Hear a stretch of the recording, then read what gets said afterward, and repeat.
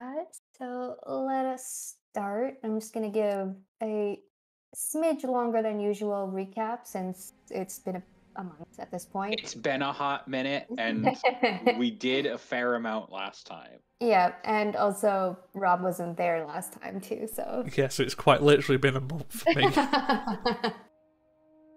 Month and a half for you, because Yeah. Yeah, Yeah, we Jesus. skipped a week. Who are we? What's happening? Oh no! What are Oh, we no. doing? Who are you? Ah! No, I've never been to France. All of the things that happened in the avium did not happen. So during your investigations in the avium and in talking with Volker's old teacher Riz, you found out. Oh, hello! Am I people? You've made it. You are people. Are Ah, you? Are you good? jubilance. I would take that as a yes. Yeah, just let me break in the roll 20. Sorry for making you guys wait longer. No, that's okay. We were just chatting social media. What about social media? It's garbage. It's not a real place.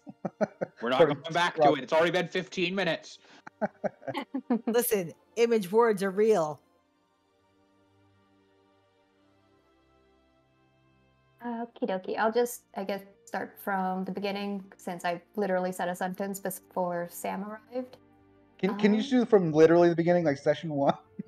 Oh, I have all of my last times saved. I can do that, No, but I'm it would just kidding. take forever. Yeah. So yeah, you were doing your investigations of all the various things that were happening in the avium, including torn pages from books, missing books, a attack of a creature on poor Figgery the Gerbean, malfunctioning servitor skeletons. And in talking with Volker's old teacher Riz, you found out that Morgana, the librarian, had taken a leave of absence and returned kind of colder and more distant than she was before. And with Riz, she led you to a couple of secret rooms and hidden passages that she knew about, though none of them led to anything, although she mentioned that there were some that she possibly didn't know about.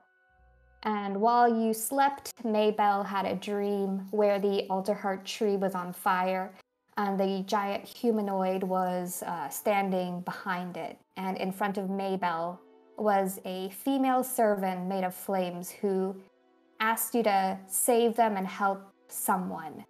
She seemed familiar, but you couldn't place her.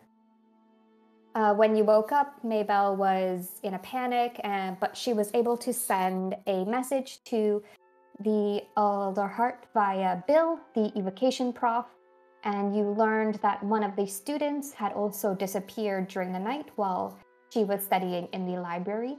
Good old Professor Bill. Yep, Professor Bill and Professor Kevin are very good professors.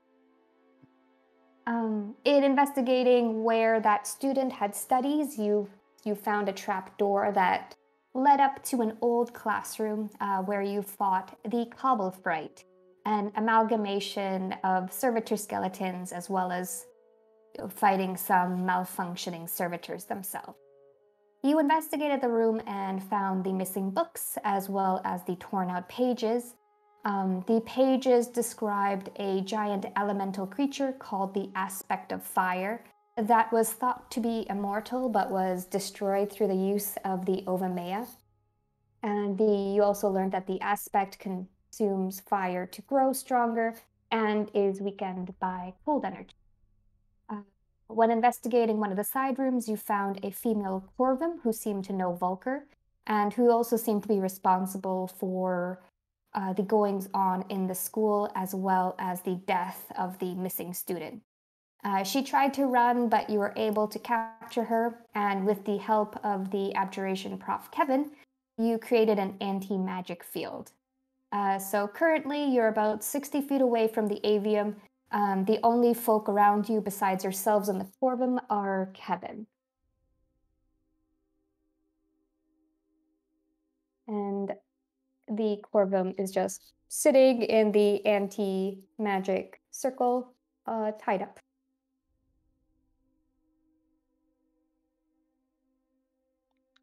Well, this seems like a job well done.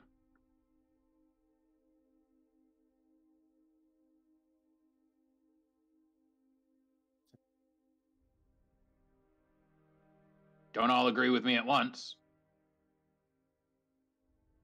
Kevin will nod and say, "Yep, I'm surprised you found this one. Never seen her before."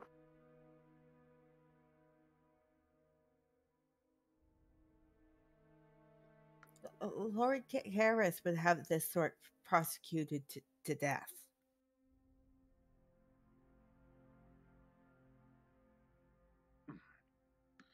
I mean, evidence in that room we found seems pretty clear on what kind of damages we're talking about.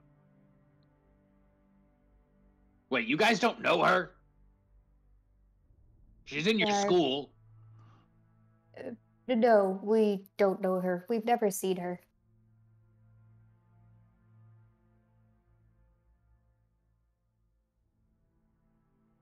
Is there anyone else outside with us other than this one professor and our culprit? No. The rest of the professors and the dean had gone inside to calm the students because they were all like in a frenzy wondering what was going on outside as all the professors ran out to help you.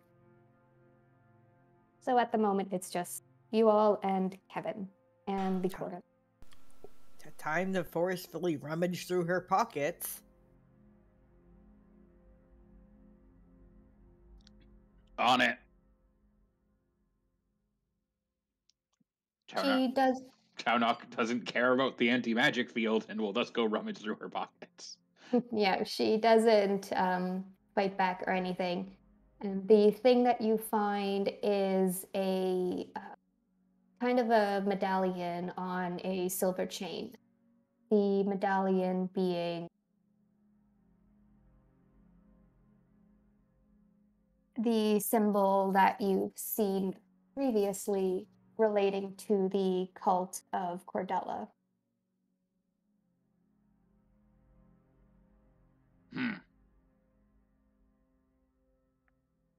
Any of you three know what this thing is?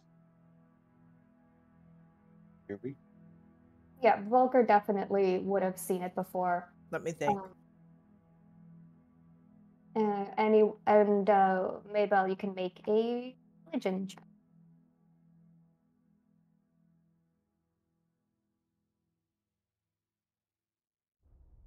Loading up my character sheet, sorry. Okay.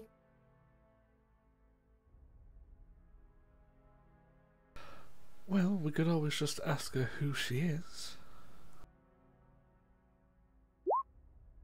Yeah, so you definitely remember your talks with that random tender that you met while you were traveling to the Alderheart. The Not so. symbol is a flame with a spiral at its center. It refers to the cult of Cordella, who follow the Twilight Maiden Cordella. She deals in rebirth, renewal, and resurrection.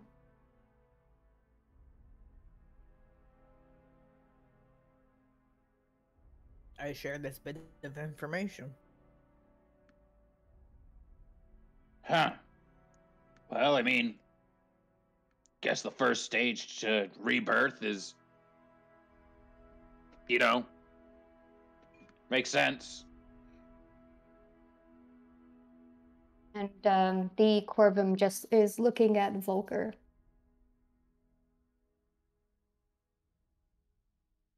Well, I guess go over. So, what is it exactly that you're doing here? I won't speak with a professor present. I will only speak to Volker. What, you think he's cute or something? Well, cuter than you. That's not hard.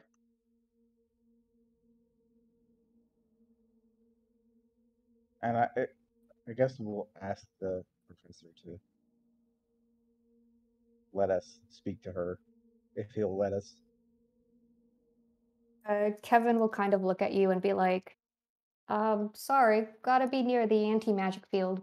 which I'm pretty sure is true. What is the thing?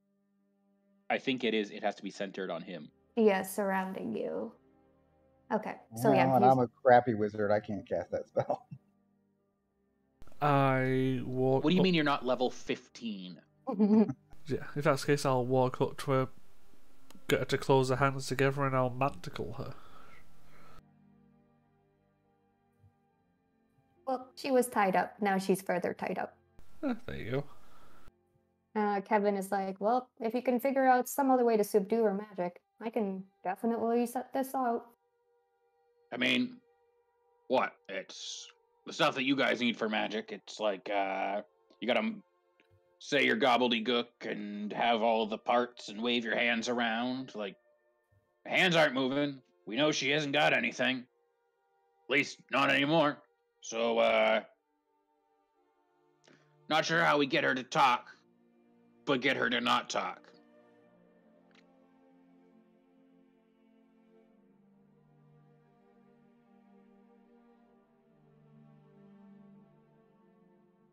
I mean, if she was using people for parts, I suggest that we start with the hands.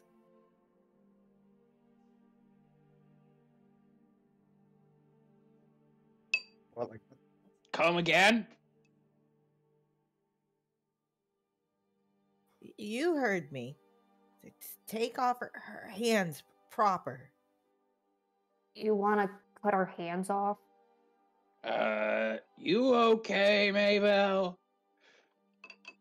No, what she did was an abomination.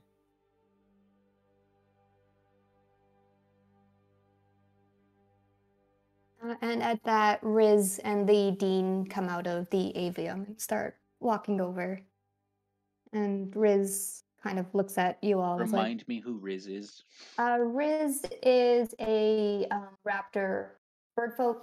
She was Volker's old teacher. Gotcha. The dean is... The dean is Gabe Winsworth. He is a Luma. And Riz asks, everything going all right here? We have informed the council about this. Obviously, it'll take a few days for the perch guard to arrive for her. Found this on her, and Townhawk will toss him the medallion. Yeah, Riz will tilt her head and say, I don't recognize that. What about you, Gabe? And Gabe will also look at it, narrow his eyes, and say, so she's with the cult then? Yes. You two know who this lady is? Because, like, your buddy, your coworker over here does not know, and I'm thinking maybe he's just a little past his prime. Hey, I'm young. But both the dean and Riz will shake their heads and say, actually, no, we've never seen her around the campus before.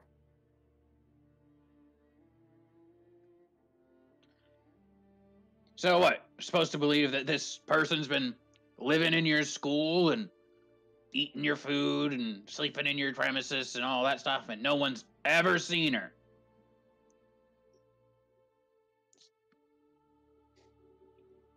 The Riz and the dean will just look at each other and kind of look concerned about that. I suppose it did smell pretty bad down there. Is there magic that can modify memory? Yes, there is. But for her to cast that upon all of us, it would be strong magic. so what do you want to do with her? If we're waiting for the council and it's going to take a few days, we can't just leave her in a anti-magic field, can we? Yes.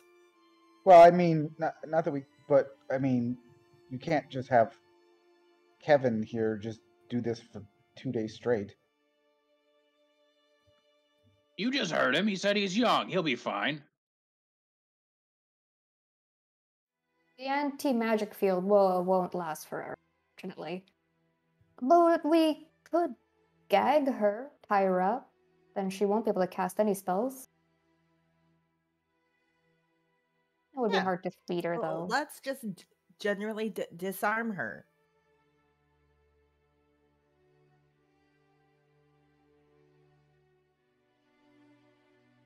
And maybe Look, someone. I'm all for unspeakable violence as much as the next person, but that feels a bit wrong. Does it? There are some spells that are verbal only. If we don't gag her, she might be able to escape. Good. Take her tongue, too.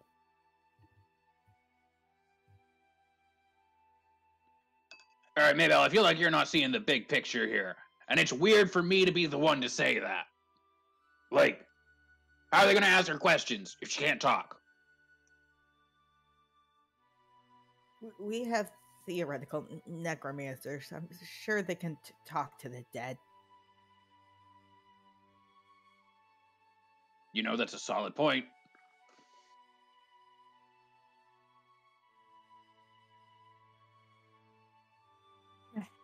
Riz lets out a big sigh. It's like, I would rather not kill someone, even if they are from the cult. For now, let us get her inside. And she looks at the dean and says, all the students are up in the dorms, right? And he nods, and she's like, then let's put her in the library, I guess, away from the other students. Put her in this same cell that she used to kill that student. Maybe she'll have some time to reflect on her terrible decisions.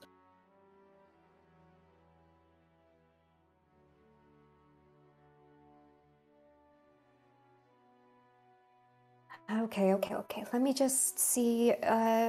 Anybody have a cloth to gag her with so we can move her? And at that, the Corvin speaks up and says, I don't have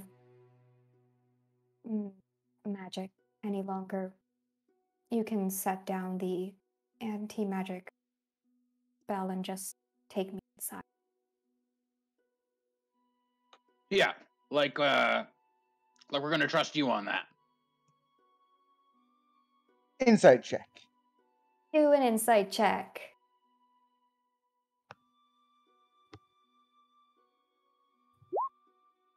You believe her. Maybell, you also believe her.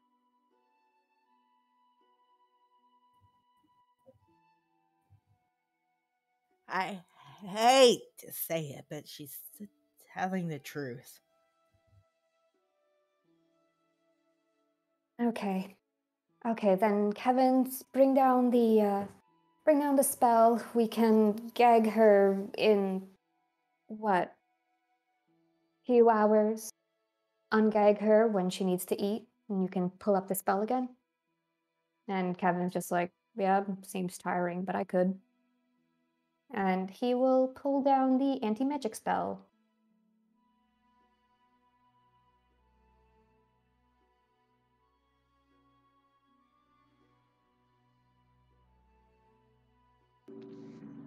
Taunok just kind of tightens his grip on her just in case. Not that it'll stop a teleport, but he's going to try real hard. Yep.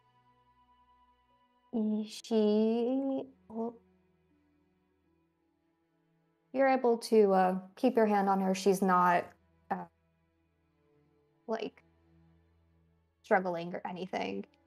And with that, you're able to also start leading her back towards the avium. Mabel's gonna look disappointed she's not resisting.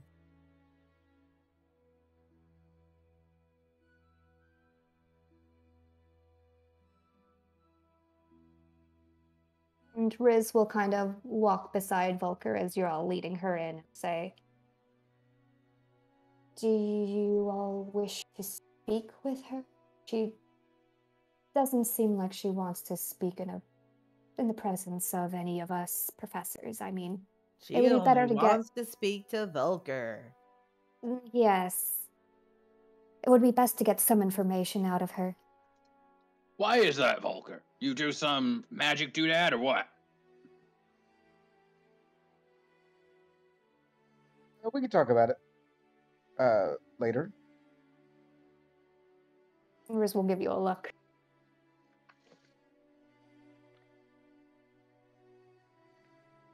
Huh. All right. I swear to the gods, Volker, if it's because she hatched an egg for you in the past, I'm going to string you up. It's not that.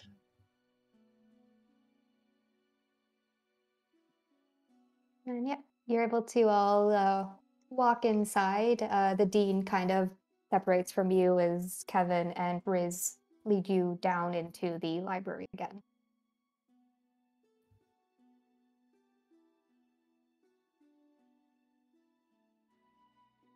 And we'll move to one of the, like a kind of classroom under there beside the room that Professor Nightseed, the theoretical necromancy professor, had been working on servitress conditions. And she just goes in there with, leads you all in there.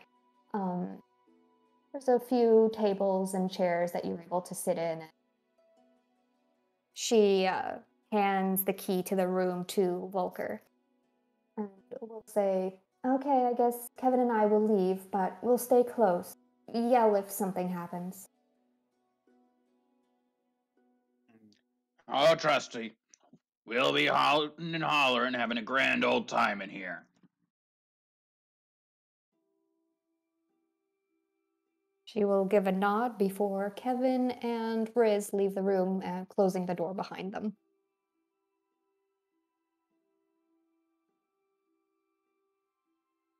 I'm going to gather the rest of my small troop together real quick and be like, listen, if you give me just a night's rest, I can prepare a zone of truth so she can't lie. Weren't you in a big rush to get back to the Grove or whatever? Alderheart thingy? Yes, the but Alderheart. if you aren't going to dispose of her, you might as well get the truth.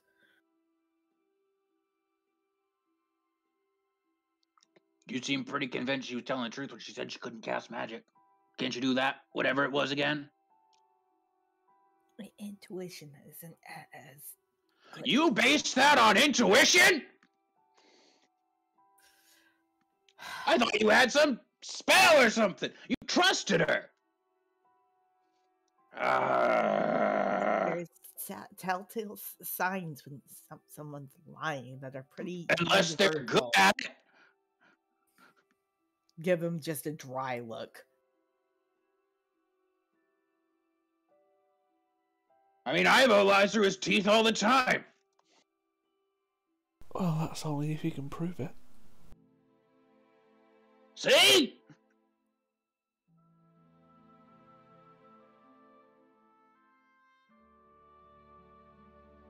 I could also use a rest, actually.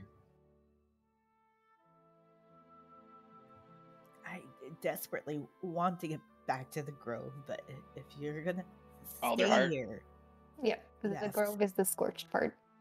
I mean, I want to get back there too. I want to sort out the shit that's going on there, but I think the reason my brain is having the disconnect is like an old MMO I played where the Grove was like the central city for something. that's exactly what I was thinking. That is okay. It's been a month.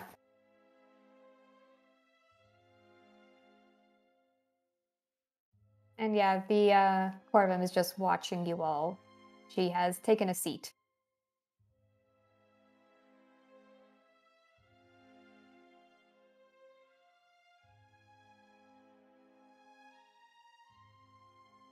Yeah, I think I'll head over to Volker, just pull him to one side.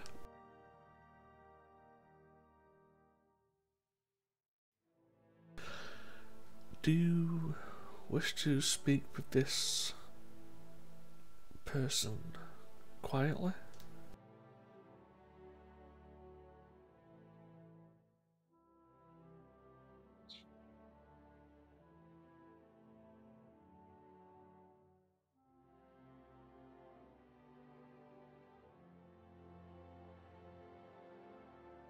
Do it in a stage whisper.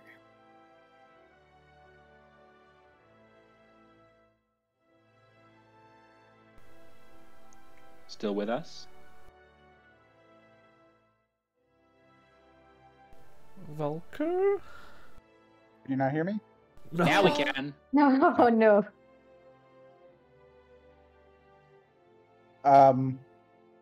As far as speaking to her quietly, or doesn't believe that it's going to matter.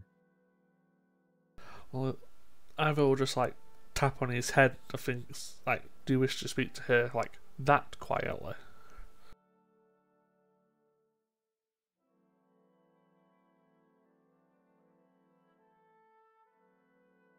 I think we all have important questions to ask.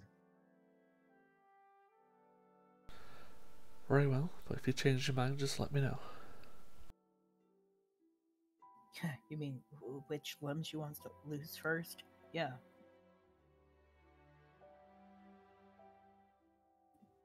Yeah, considering that was quietly to Volker in the corner.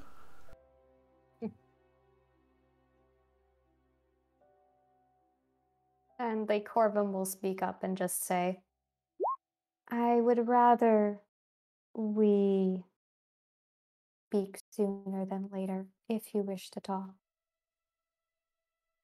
In a hurry to go somewhere?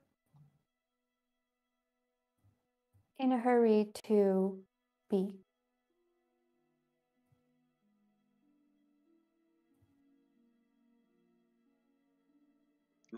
Did we lose you for a second too, Tara? Or is that me? Nope, I said something, but maybe my microphone didn't pick it up. She just says, in a hurry to speak. You want to say something before we ask any questions? Feel free. I am not the only member of the cult here. Professor Nightseed is also of the cult. And I cannot speak while she is present. I do not know if any other professor is also of the cult. I do not trust them. Why exactly wouldn't you want to talk in front of your own friends? Because I want to reveal what the cult is planning, or at least what I know cult is planning. And if I do that in front of other members of the cult, obviously, that wouldn't end well for me.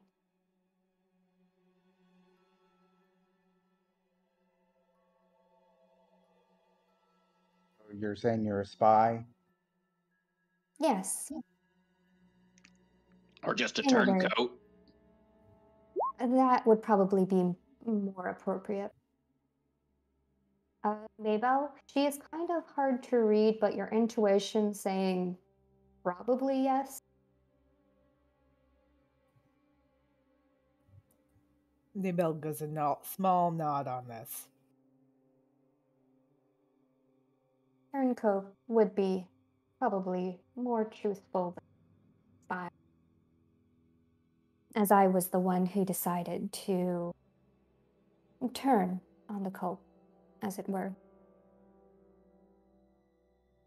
What exactly be your motivation for that, other than saving your own skin right here, right now? That she glances at Volker and says, the cult knew about you and used you again.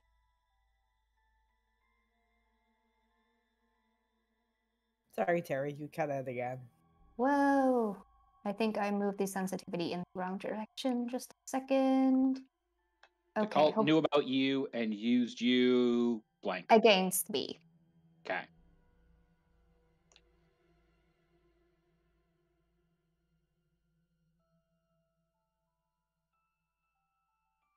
Mabel cocks an eyebrow.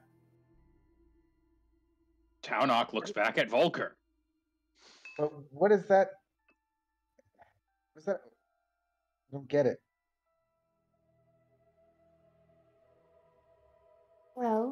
when I joined the cult, I didn't entirely realize it was a cult. Those hooded figures that we met on the street, they told me things that we would be able to help the Grove. And as you know, it was always my dream to learn magic and help the Grove. But I realized they were using me to resurrect the Aspect of flame. yes. And after I realized that they threatened you, so I decided to stay.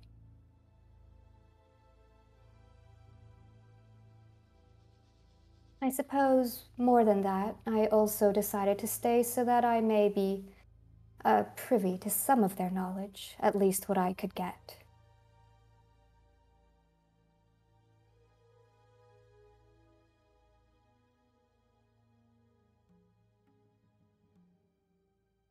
So, what did they do to you? You said you can't do magic anymore. How did what's that about? I I have been using my magical ability to disguise myself as one Morgana and used my magic for such things. Trying to escape was the last of it. I need some Morgana's the rest. librarian, yes? Yes. Yeah, well, there goes my lead. I have been using her persona to remain at the AVM and continue my research. But also to, as the cult wanted it, spy on Nightseed.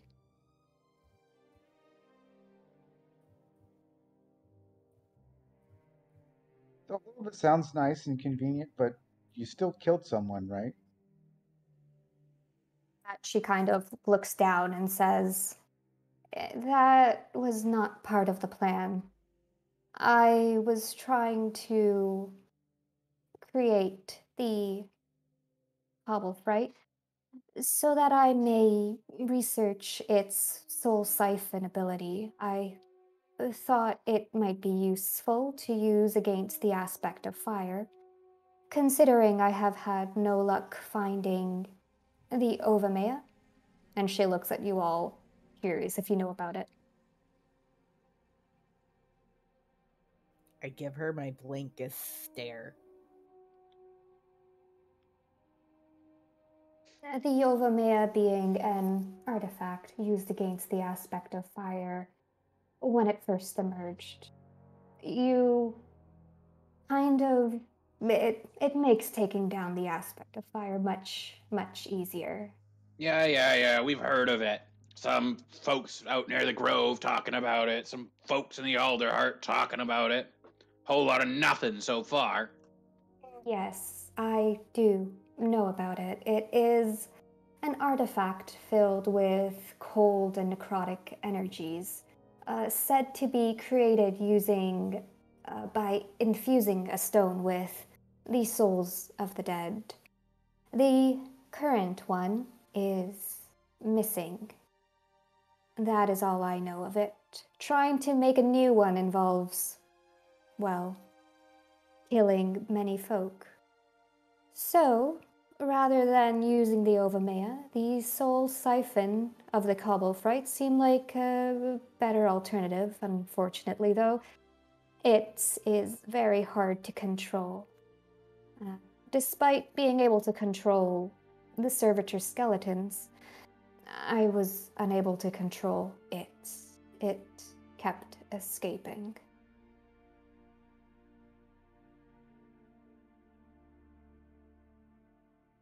So that's the critter that got seen outside, too. Yes, I believe it accidentally went after a Jerbean. I was able to knock it out and get it back to the lab before it did too much damage. Unfortunately, The other student who was killed was too near the secret lab, and she was taken before I could do anything.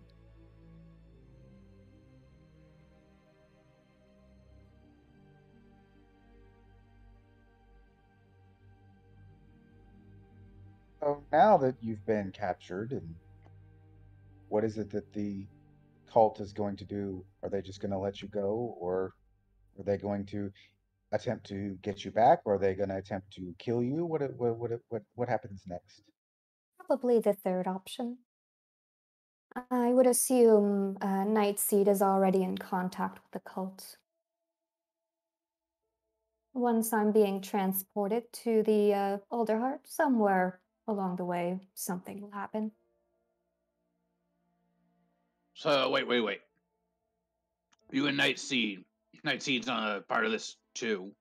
What was their whole role in all that was going on here? Nightseed is a member of the cult, yes, but she started doing her own thing, working on servitor skeletons, poorly, I might add. The cult was unhappy with her. They sent me to spy on her and see if she could be convinced to continue her cause with the cult.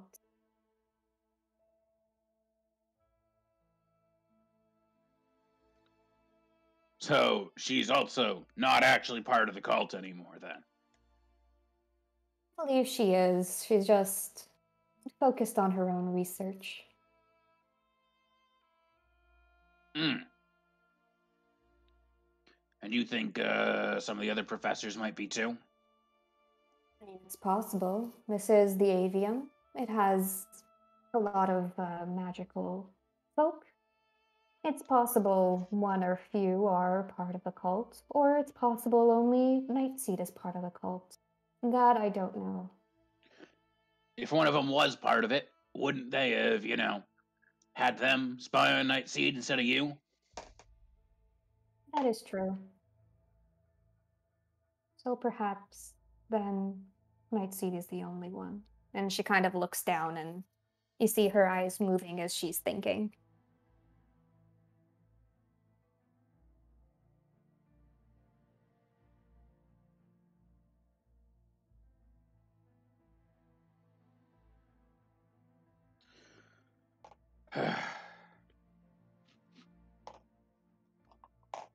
So what's our time frame on this big fiery what's it coming up? Not entirely sure. As it burns more of the forest, it gets stronger. Dealing with it sooner is better than later. But the way to deal with it is the Ovamea, and obviously we don't have that. Any idea of how we would? No, the only thing I know is that it was stolen. I'm not sure if there were any suspects or by whom. You could speak to the Birdfolk Council about it. If they tell you it was stolen, they're rather guarded about that, considering the implications it would have on them. Or you can let me continue my research on the soul siphon cobble. Yeah, no, not happening.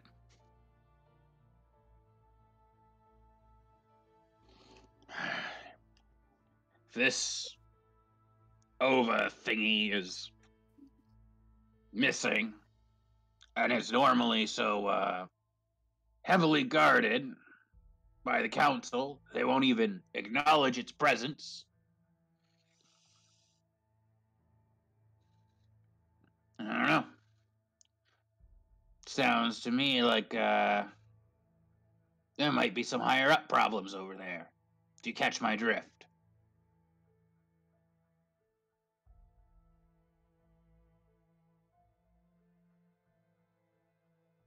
Well, it's possible, but they're not going to reveal it to us.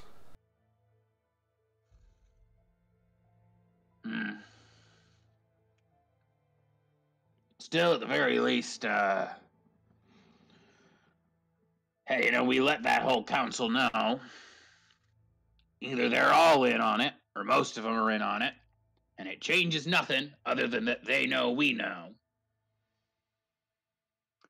Or there's only one or two of them in on it, and now the whole council's watching their backs.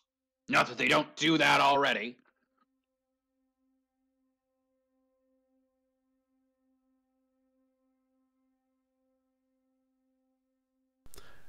Here's a question which no one else is going to enjoy.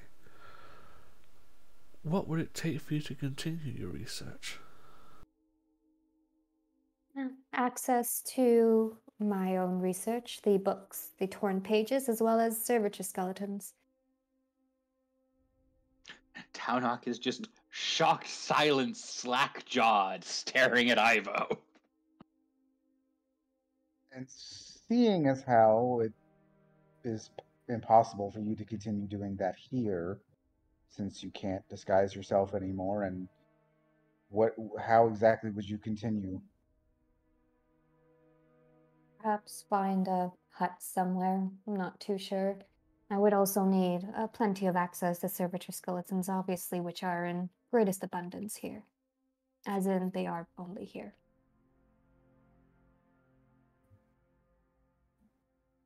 I could continue my persona as Morgana. I don't think anyone's realized she's missing yet.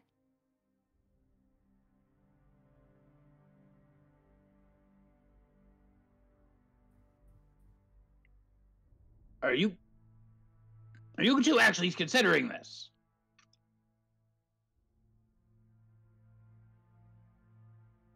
Well, if there was more oversight, then I wouldn't be opposed. I would just need a way to keep the cobble fright from escaping.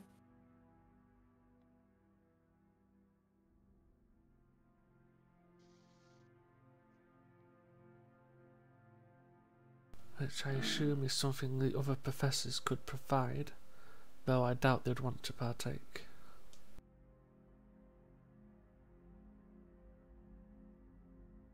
Especially because they would need to keep it a secret from their own their own night seed.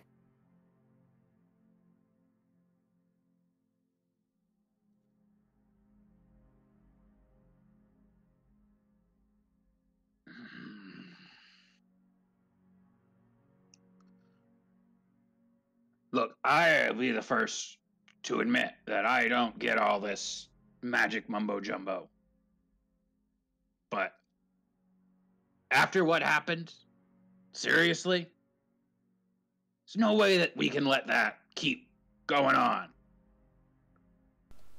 Really? Ivo, I give you shit about being a scumbag, but I didn't think you actually were one. How do you think some magics are created? And there is the old, sacrifice few for the many. Then we find another way. That's not always the case.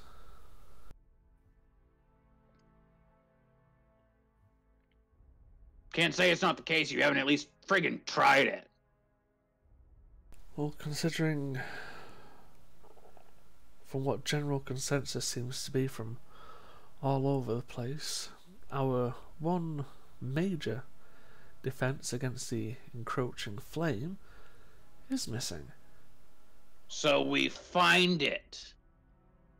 Which I'm totally fine with us going and trying to find this. However, maybe at the same time, we don't ignore a potential backup plan, because then it might be too late. So if we go and we search and we can't find it, or it's destroyed, or whatever it may be, and then the only other potential opportunity we had we ignored, and now we have no options.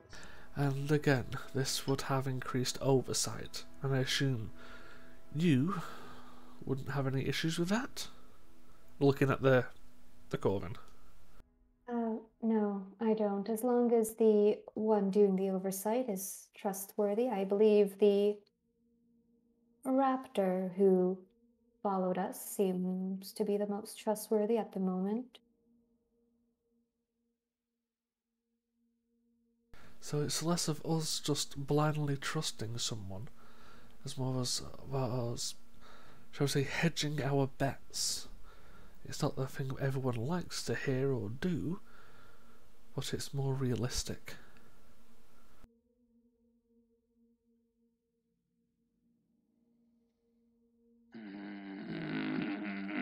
Surely even you can realise that.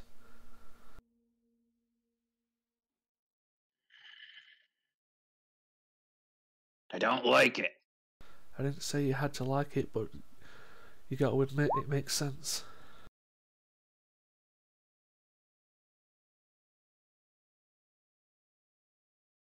And it's not exactly my favourite idea either, but it's better to not bet everything in one place and not turn out.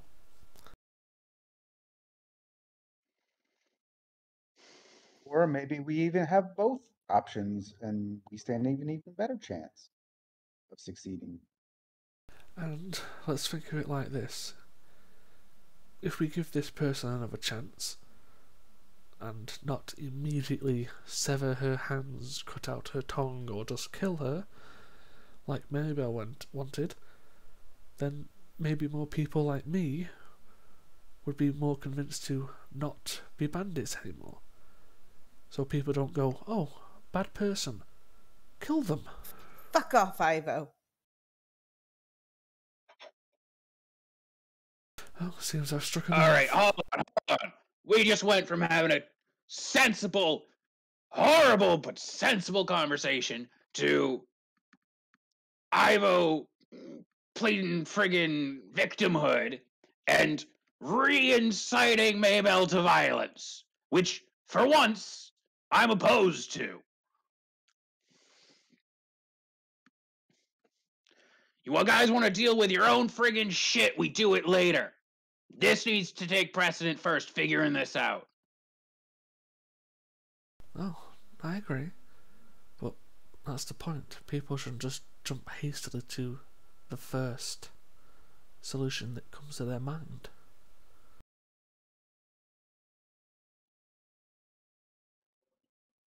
Volker, you know about all the magic stuff. I'm not gonna pry into whatever the hell's going on here yet. You think that with proper oversight, this can be safe?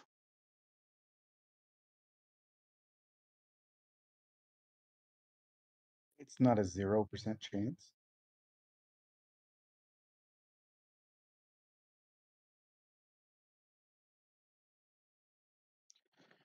And if this creature, monster, whatever, gets done making her little monster creature, whatever, and it goes and kills a bunch more kids, you're okay with that being on your head? Well, considering that if we don't do something and there could be a whole lot more heads on our shoulders, I think it's worth the risk.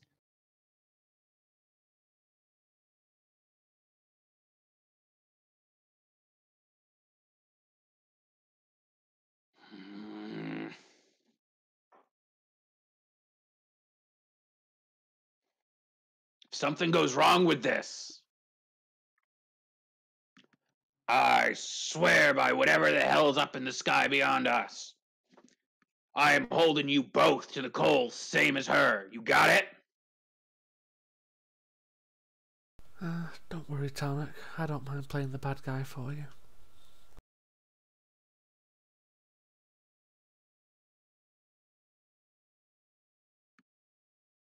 Volker?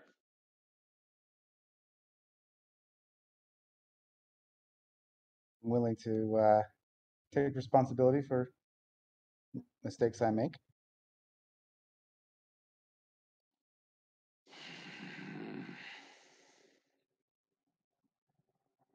Still don't like it. But I don't like it. Oop, you went all garbled on us for a second, Matt. He said, I don't like it either. I don't really think that's the conversation that we're having. It's just we're Yeah, trying to. I hear you. Yes, I don't think any of us explicitly like this idea, but it's logic over emotion on this one.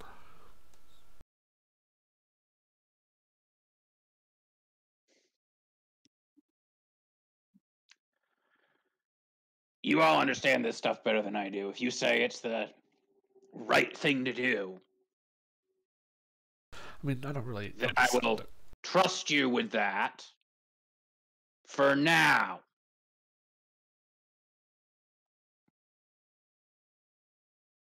The Corvin will kind of smile and say, also, if I pretend to continue being part of the cult, I can always pass on some information.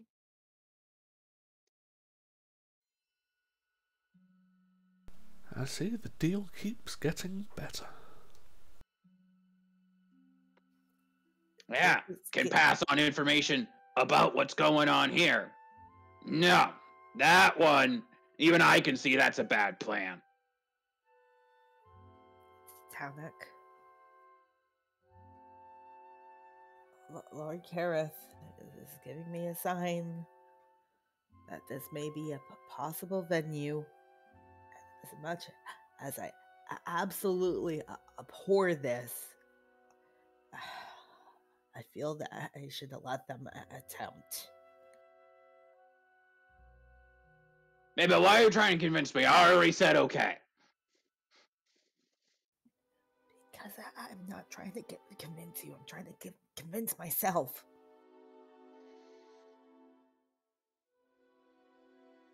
Look, I think we can all agree mutilating people, probably not a good thing to do.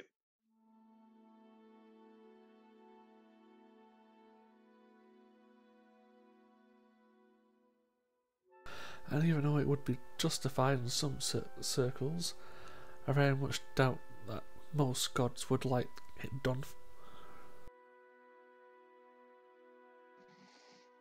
They make exceptions. True, but can you make that exception to yourself after it's done?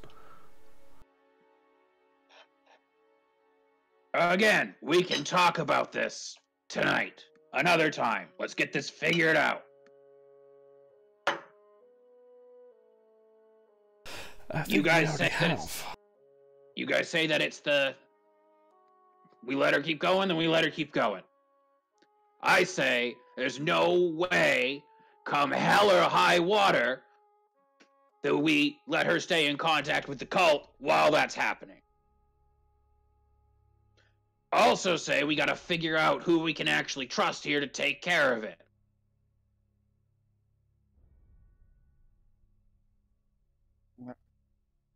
Riz would be the best choice.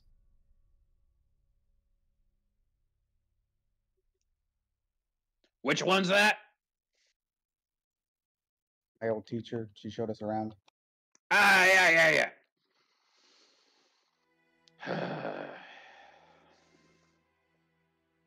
Well, would you like me to go get her and bring her in on this conversation? She did say she was looking for adventures, so this seems quite adventurous. And not what she was looking for. Well, excuse me from the room. I shall go find an adventurous teacher.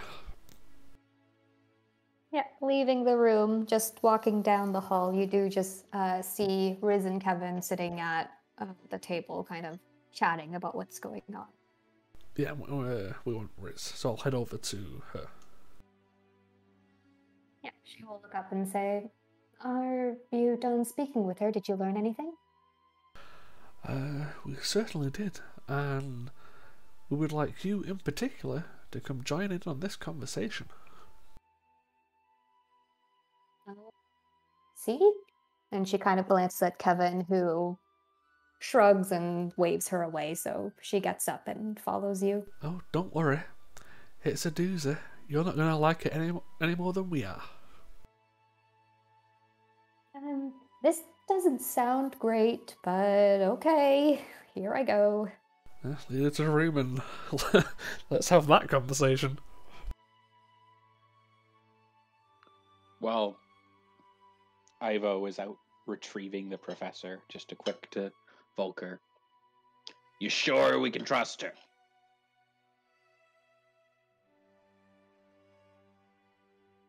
Riz? Yeah. Probably.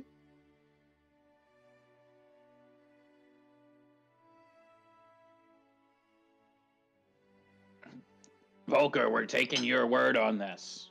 Is it a yes or a no? Yes.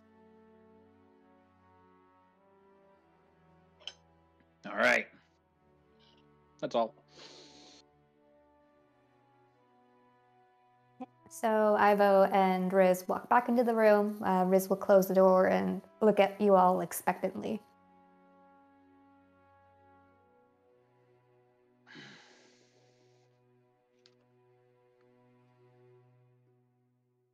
So we have a favor, I suppose.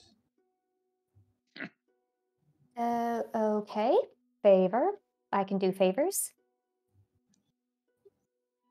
Probably underselling it a little bit. Little bit.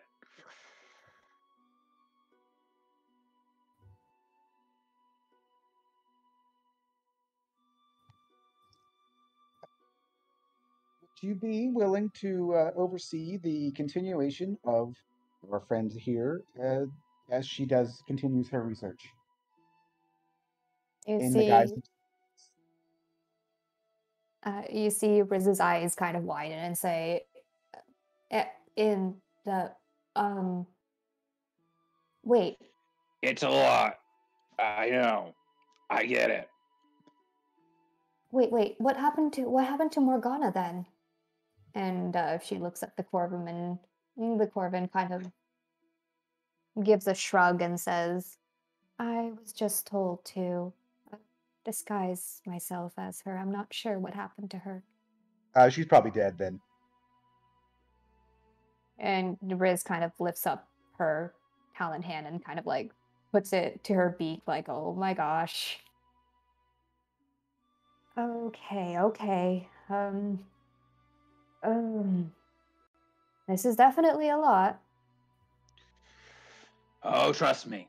There's more. Can you please tell me the full story before I decide whether or not to do this favor, please?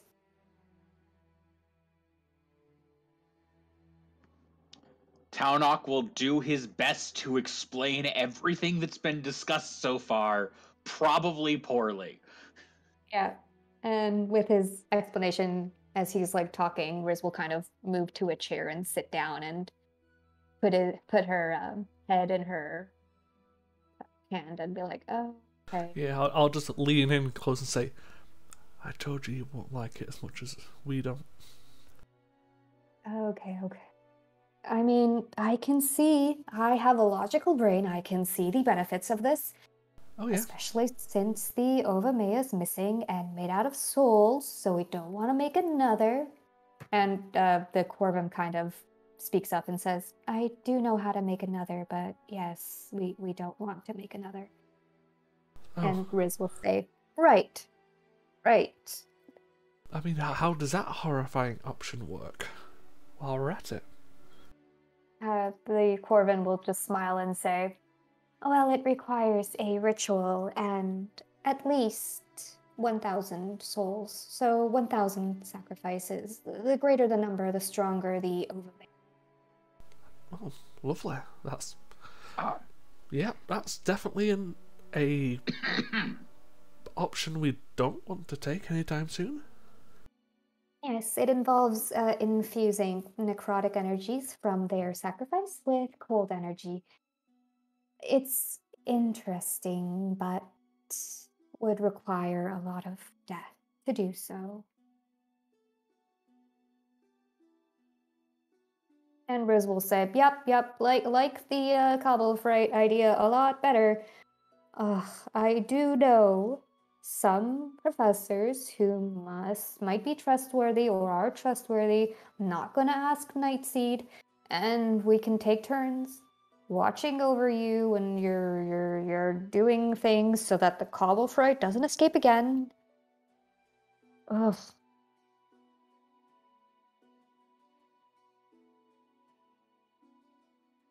Probably shouldn't tell the dean either. He wouldn't like this. Yeah, not gonna lie, your dean kind of sets off some red flags. Yeah. He's definitely a coward. He wouldn't like this. He likes everything to be prim and proper and perfect. It's Who not often the doesn't? case. Yes. Well,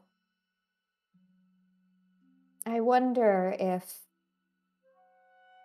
Julia might be good to bring on this as well. She does know a lot of theoretical necromancy and a lot about servitor skeletons. She would need to be vetted, of course, considering she's Nightseat's student.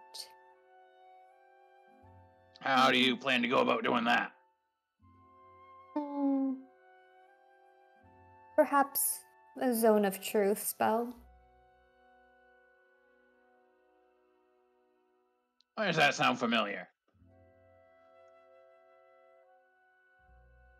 Because I said, let me sleep on it, and I could do it. Huh. Thought you were a cleric-y type, not a highfalutin wizard. Lord Kareth gives me many blessings.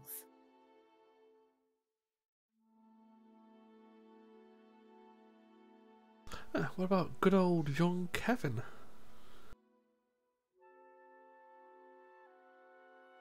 Kevin wouldn't be able to do that spell. No, I mean as someone to help. Oh.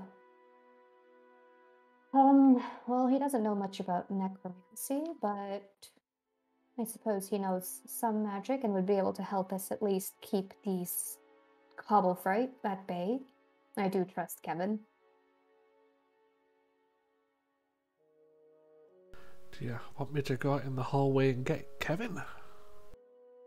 No, let me gather up the professors that I want to speak with and tell them all at once, so I don't have to address their questions one by one. Perhaps I'll also ask Bill. Bill's good. I was Drea is gonna. also good. Bill's the Sendy one, right? Yes, he's the evocation professor. Yes. Okay. So did I was you- gonna ask about that, just because apparently there's been messages related to this all indirectly going through him to the council. So wanted to make sure. Oh, yes. Yep, he's trustworthy. He's old, but I trust him. Did you really just refer to a wizard as the Sendy one? What else was I gonna call him? You knew what I meant. I mean, I knew you were special, but goddamn.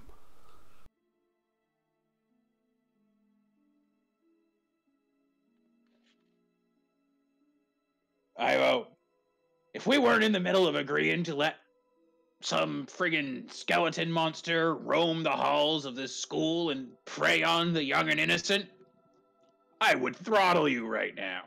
Yeah, but you won't be able to catch me. And Riz will say, hopefully not roam the halls, hopefully just keep in the secret lab. So you can't even get the plan right.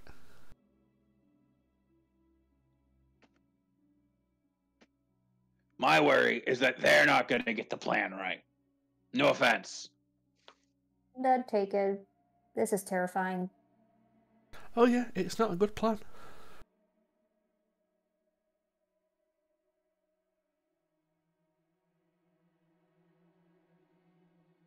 I don't think at any stage during any of this has anyone said this is a good plan. It's a plan. At the moment, it seems like the best plan, Well, although not a good plan. the best plan. It's the best of a lot of bad plans. Yes. And you can't just fight the aspect of fire without this. And the Corbin will just shake her head. That's a good point. We didn't really talk about that. I wouldn't recommend it. The aspect of fire is near immortal. I mean, just what? A couple weeks ago, I wrestled a fire snake to death? Can't be that much harder, can it? I would say it's much harder. Well, I appreciate the enthusiasm, Tonak, but something that's classified as immortal, I don't think wrestling, or when Ivor summons one of the psychic blades in his hands, tiny bits of magic is going to do much.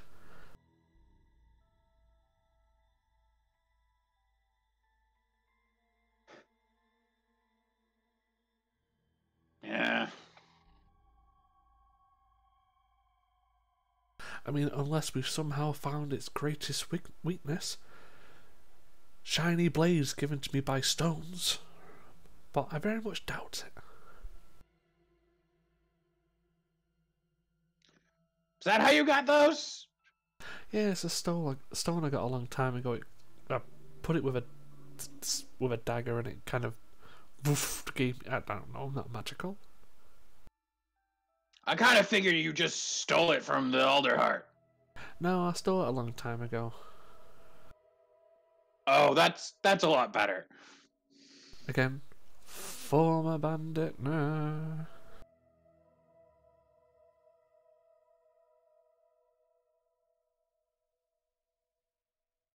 But yes, unless the aspect of fire, a big hulking humanoid creature who's immortal and requires big magics to kill it, is afraid of tiny little psychic blades, I think we're kind of short on options here, bud.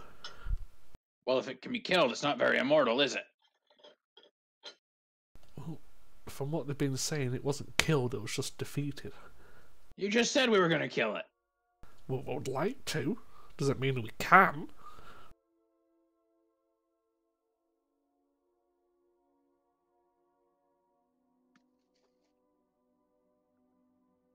Got to make up your mind on this stuff, Ivo. Trust me, if I had a solid answer, I would give it. But I don't. And I won't.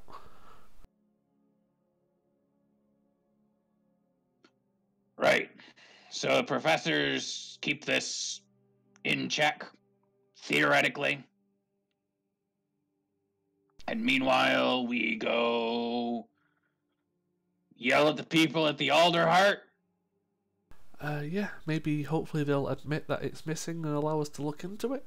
If not, then look into it with absolutely zero clues.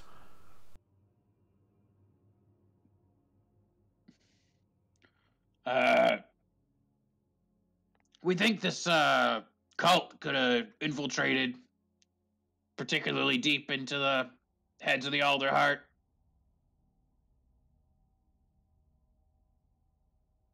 The Corbin just says, they haven't as far as I've been in the cult. It's possible previously, but the current members have been the members of the council for at least 5-6 years now. And that's older than your little friends club? Yes. Oh, you mean the cult? Yeah. No, that's not. Yeah. Cult's been around for a while. Unfortunately, he's not great with descriptive words. So, what's the worst case scenario here? They're all in on it, right? Yeah, and we all die.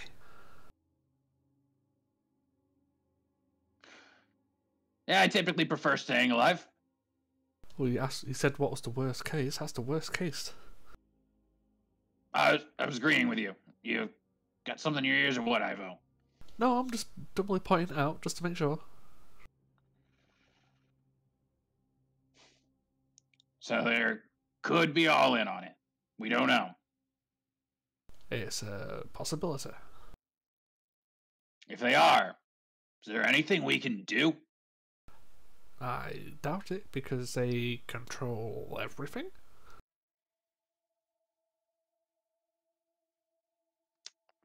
We try to fix it ourselves. We go undercover. We change our identities, and we try to fix it ourselves. So letting them know that we know, even in the worst case scenario, isn't doing any real harm. No, we can let them know. If they're on our side, they'll help us. If they're not on our side, they'll either... Here's where it splits. Either, one, they'll show us, they'll play along, and then betray us, or B, kill us.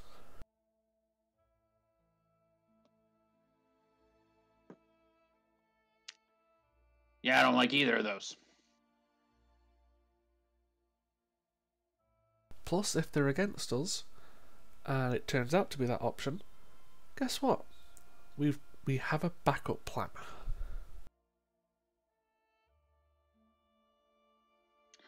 I'm just trying to figure out if we tell them or not. Well, we don't tell them about the backup plan. No, I mean about what we do know with this. Because, weighing our options here. Best case scenario, worst case scenario. All that good stuff. Well, Obviously, if they're with us, letting them know that we know at least puts them on guard against what's actually going on. I mean, best case scenario is we tell them that we know that it's missing, and they allow us to help. We find it, we save the day, hooray, no one dies. That's best case scenario. I mean, best case scenario for you is that they come to the bottom of the tree, but that's not going to happen. Ivo, you're going entirely too far with these. I mean, short term, what are we doing? I was thinking lunch. I swear to God. Maybe a nap. Volker, what are we doing?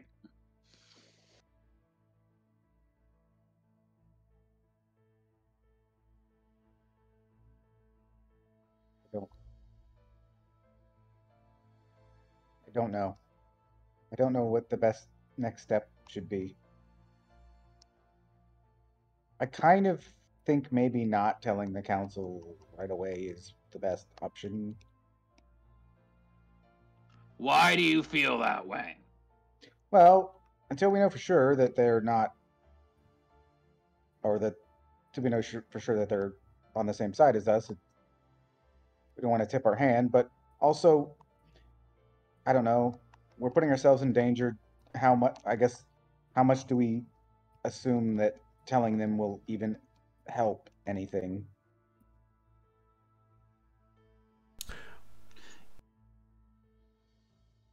Oh, well, we could mitigate the risk, was all.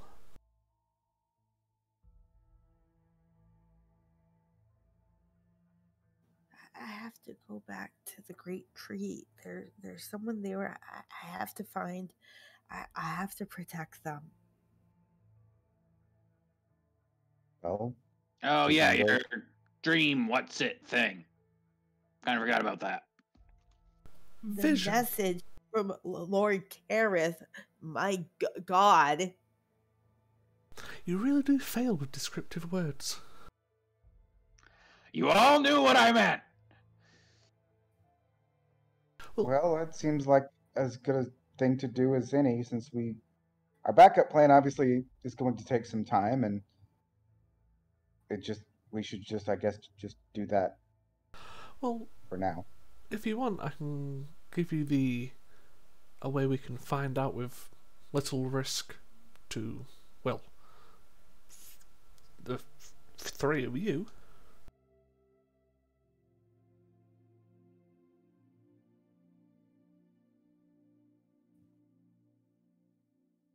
We're all listening, Ivo. Well, we all know due to the powers, and he'll just like wave his fingers like, ooh. We can talk in our minds. So, what if I went up to the council and brought it up? That way, if they turn, I can warn you and jump out of a window, because I'm very slippery. You know, that's a fair point. And at least that way, if none of you are near the top, I need to protect someone else, I've got their attention and can slip away, and you three can get away undetected. Are you known there as a vagabond?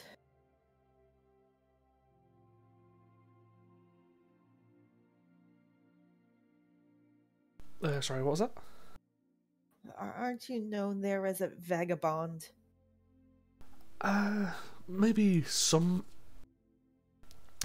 of the guards would know, but I'm not that well known. I'm not a world's famous bandit. I'm just a former bandit.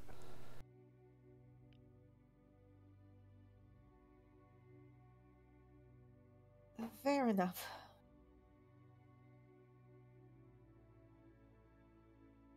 So does the precaution I've put forward help ease some of your fears?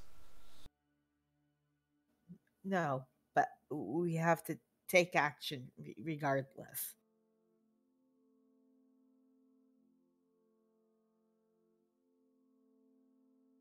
No, it makes you sound entirely too selfless. But other than that, I think I can live with it.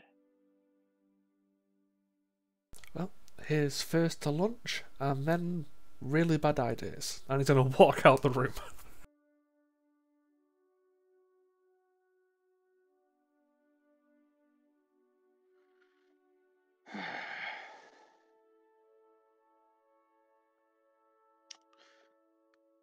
Well, either way, I guess we're headed to the Alderheart next, so... Yeah. We should probably get some rest and lunch, I guess.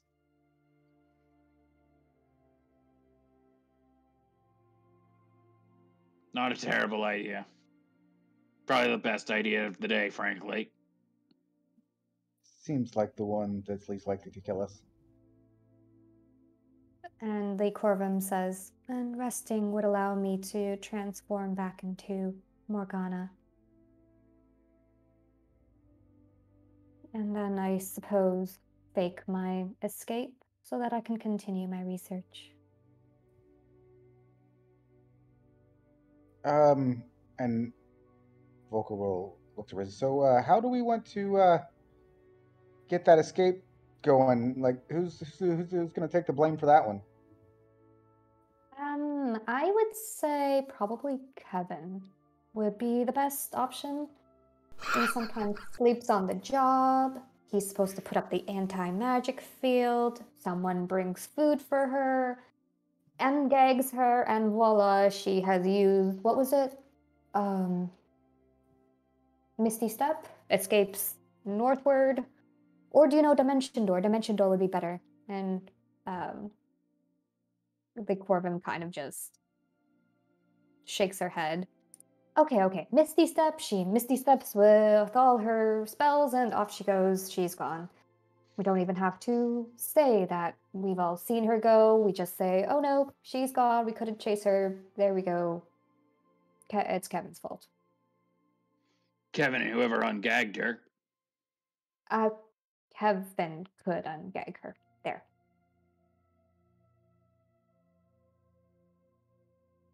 I mean, I'll be honest, I don't plan on coming back here. No offense. Unless I need to, enact some violent retribution for poor workmanship. That's all right. Bill will likely be on our side, so I can send messages through him.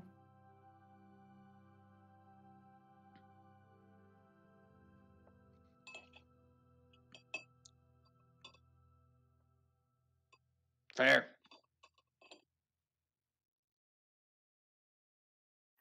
And then she looks at the Corvin and just says, "What's your name?" And she just smiles and says, "It's Lyria."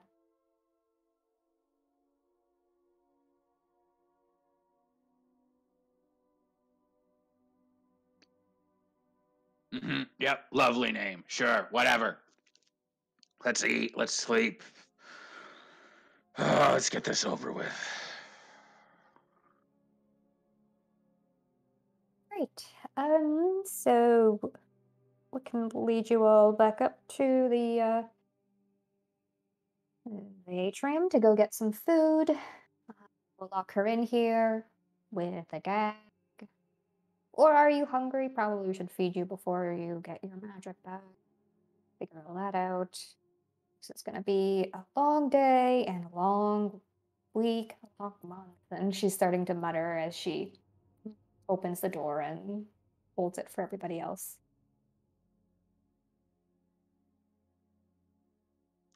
Taunok is not leaving Maybell alone in a room with that person, but otherwise he will leave as soon as Maybell's out. Abel will happily move outside.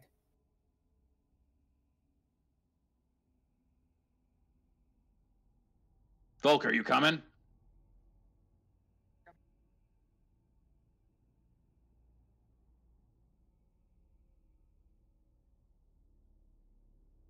All right.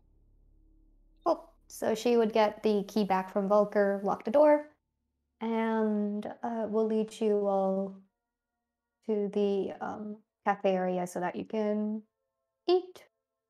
And then you can also rest up at the dormitory, she says.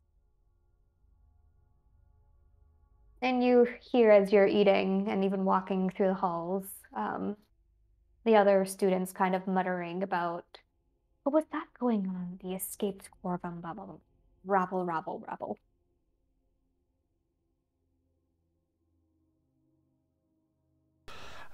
If I hear any of them doing that, I'd like to just spin a false tale, just create as many different false stories as possible to as many different people. Yeah, you can make a deception or persuasion check. Probably deception. They're both +4, so yeah. Yeah, I'll make it a deception.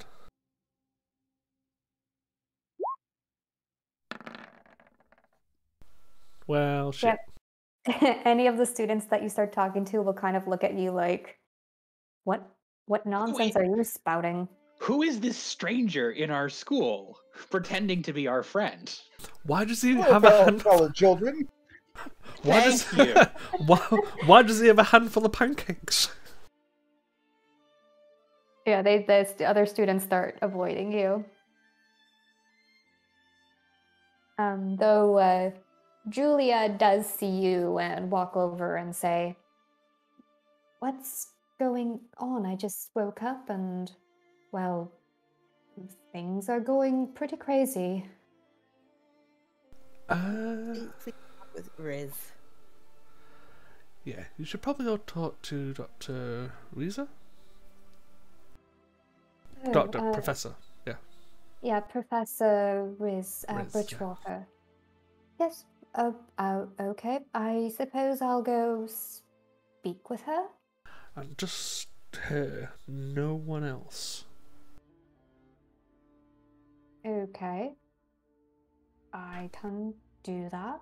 I'm not being cryptic, I'm just trying to mess with people. In fact, here, let me walk you down. It's a mess all the way down. If you don't follow him, no pancakes. Sure. Fine. Lead the way. More pancakes for me. Good luck, Julia.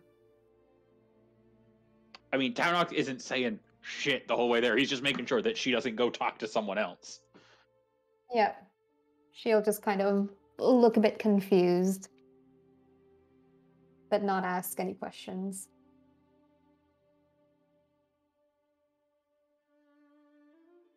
So at this stage, that deception roll's turned into a performance roll.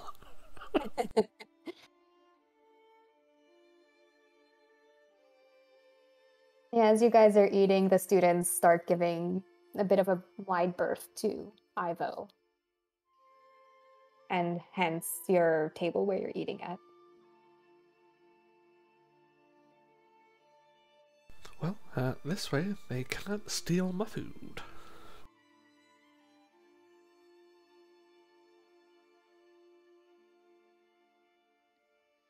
At this rate, no one wants to. But yeah, I figure we just, as far as I understand it, we're just taking a rest and then leaving tomorrow, yes? Mm-hmm. And I mean, unless there's something you really want to do here tomorrow. There's something I really want to do tonight, but otherwise I'm A-okay with jumping ahead. And what is that? Interrogate Volker. Yeah, I mean, Taunok leads Julia to Riz, who gathers Julia and a couple of other professors, and they have their chat and agreements. You all have eaten. You're all back up in the dormitory to sleep for the night. So Volker, mm, who is she?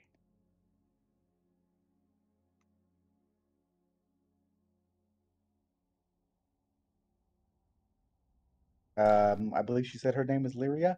Yeah, I believe that's what she said as well. And She's definitely Corvin.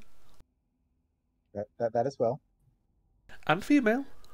Ivo, are you in on this? Or are you just being a pain in the ass? I have no idea what you're talking about. Other girlfriend, crush, rival. And Volker will just sigh loudly. Sister. Oh! What?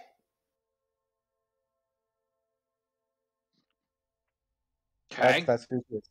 She's my sister. There's a lot more you got to explain here. Well, I mean, I don't know what else to elaborate on. Okay. What? Said that they were using you against her as part of the cult. Let's start there. I'm actually not entirely clear on that myself. I can probably clarify that one. Usually when bad people are trying to do things, they threaten you with doing harm to family members and or loved ones.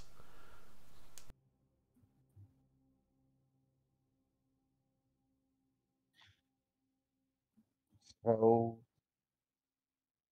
maybe that, I guess. Is that what I picked up from that conversation? Yep. So yeah, that's how that method works. Also, talk to you like you knew the people she was talking about that are part of this cult. You just roboted quite hard there, bud.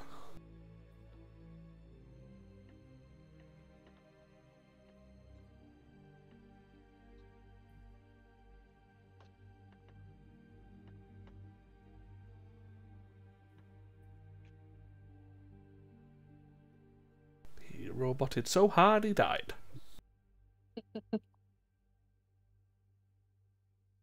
I'm still here. Thank God.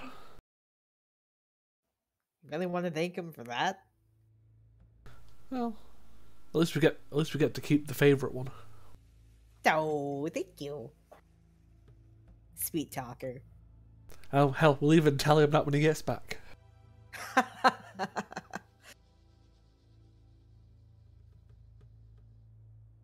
So I believe that he asked Volker knowing any of the cult. He didn't know any of the cult, right? No, he would have just seen the hooded figures.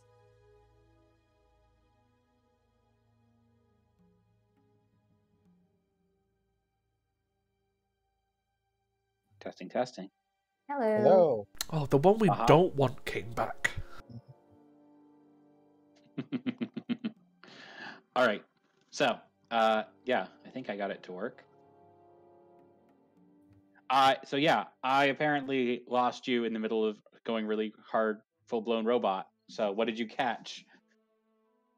We were. I think that you asked about Volker knowing other people in the cult or something, Yes, which he does because not. your sister down there referenced them like you know them. I do not know them. So basically, my sister and I worked in our family the jewelry store, basically. And one Yeah. day, some strange people appeared, and they were having a conversation with her. And I went to go get some food, and then I never saw her again. And I went to learn magic to try and find her, and it was certainly not how I expected to find her.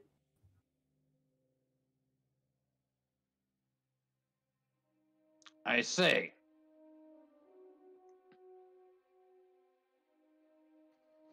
I had assumed something bad had happened to her, and I suppose it did, but again, not exactly what I was expecting. Yep, you'll believe him. Hmm.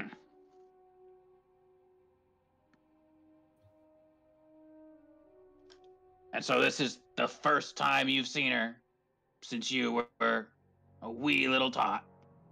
Well, not a wee little tot, but it's been a number of years. And your first reaction was to not acknowledge who she is. Yes, Why?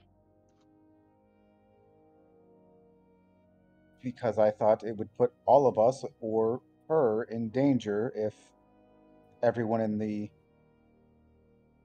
place associated us with her. I'm not talking about being out in the open and whatever. I'm talking about when we were in that room. Just the five of us. And what was left of that monster. I mean, to be fair, you're not exactly the most quiet person in the world, Downick. Part of it would be a little bit of shock. I, again, was not anticipating or expecting to find her down there, of all places.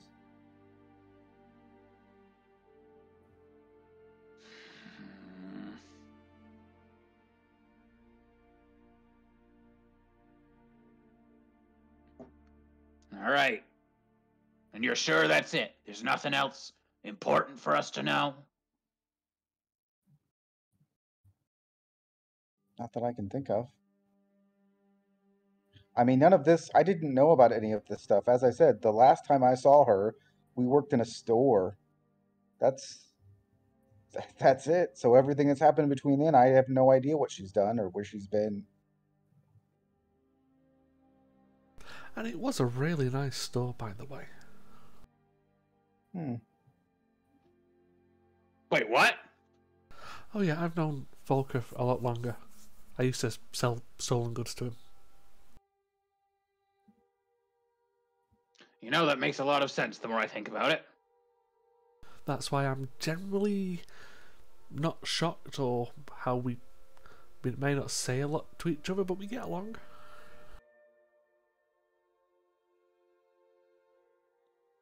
Is that the secret to getting along with Ivo? Not talking to him? It helps. But it's so much fun to wind you up, Townick, that you'd never be able to not talk to me. Keep it up, Ivo, and one of these days you're not going to be able to talk at all.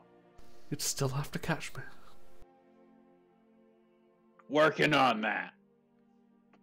Yeah, keep working on it, old man.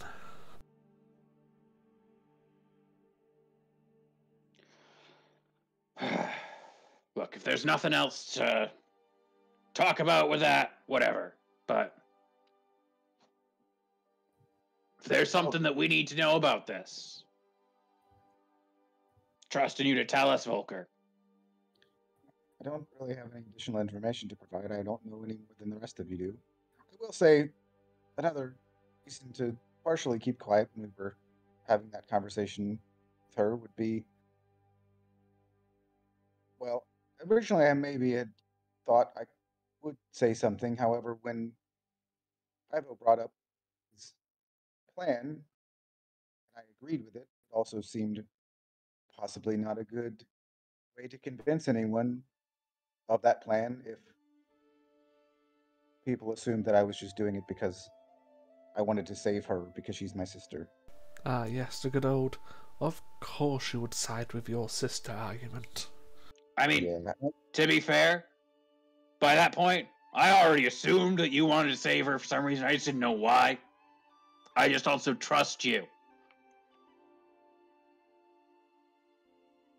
No, I haven't lied, and I'm continuing not to lie. Just choose strategic moments to reveal certain things, I suppose. Mm.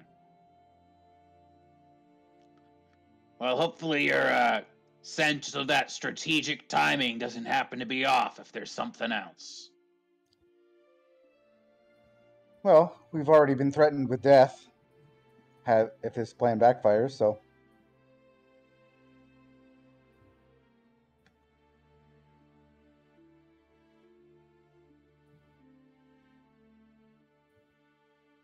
I think we've been threatened by multiple types of death at this stage. seems to be. So we've got conventional, we've got Mabel's divine, we've got the immolation by evil fire creature, maybe a couple of other ways. Oh, take a pick. Whatever's fastest. Or painless.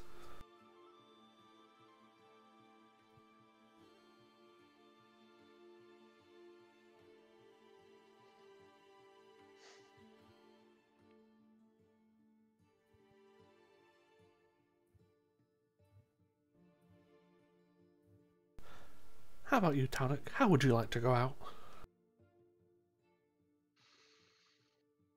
I'd rather not, frankly.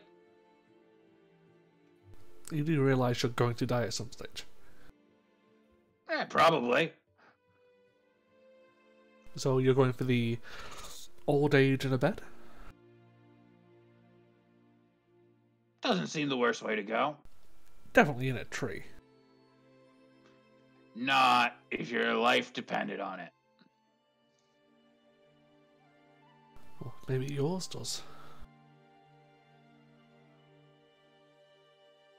Ooh, maybe you can fall out of a tree.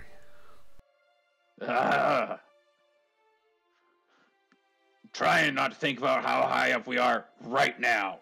You're inside the tree. Yeah, I know. Trees fall over.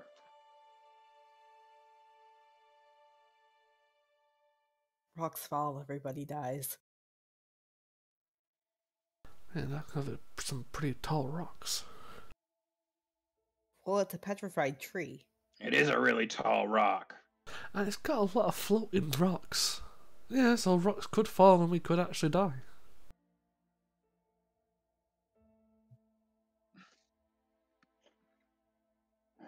Aren't we a cheerful bunch? I'm gonna try to go to sleep before this gets any more cheerful.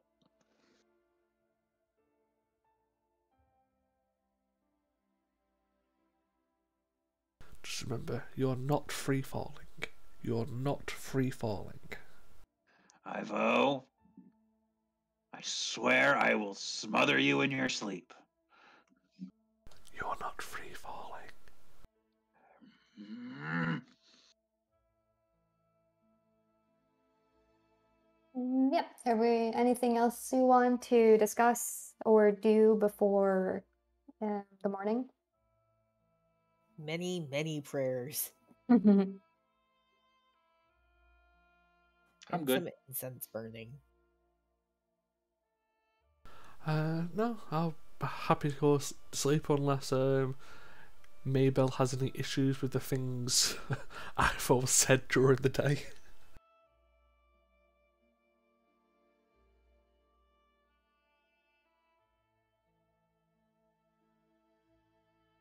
You are able to go to sleep. In the morning, you hear like an announcement for all students to head up to the one of the larger uh, classrooms for some announcements. And you hear a knock on the door. Yes. It's me, and it's Riz calling from the outside. Oh. Hi. Everybody closed. Yeah. Come on in. Towner, give Thank me my you. pants back. Yeah, no, not after last night. Riz Well- has opened the door. Well, enjoy the show then. Riz kind of stares at what's going on. It's like, okay, this is not the weirdest thing I have seen. Being a professor, just gonna close the door. All the students are going upstairs for some announcements about the goings on of yesterday and about the student's death.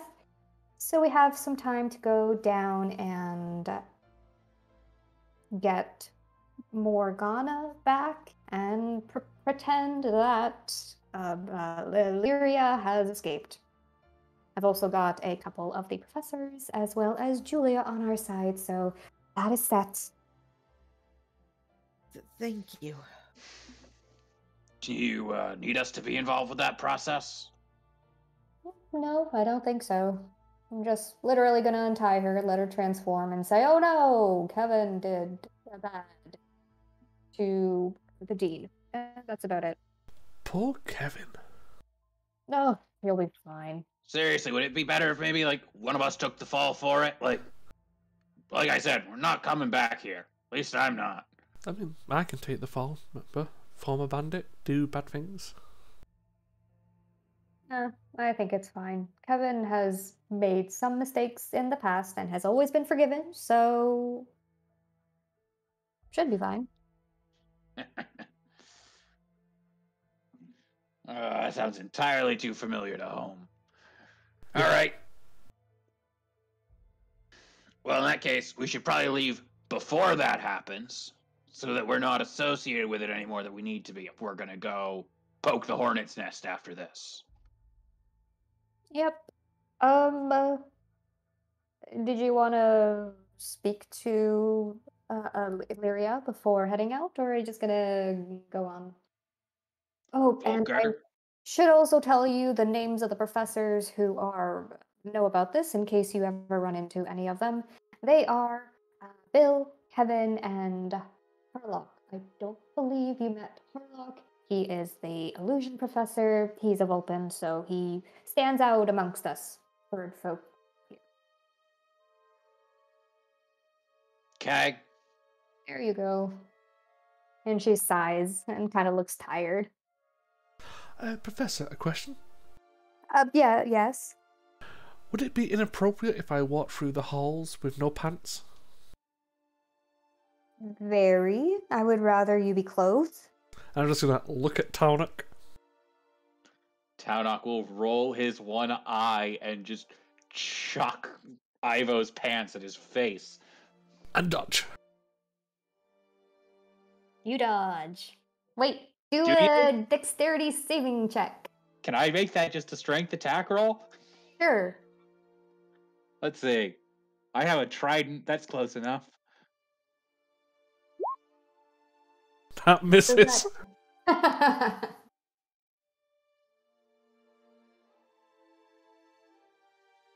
Yep, Ivo is able to dodge out of the way. Or even Ivo make a what's the dex to catch? Saving throw? Dexterity? I've no idea. I've never played a monk. I was gonna say Prob- the monk thing is just a class ability. It's just like it automatically happens. Probably a dex save, Yeah, maybe make just a a- straight dex check. Make a dex check. Make a dex check. If it's higher than 14, you've caught it.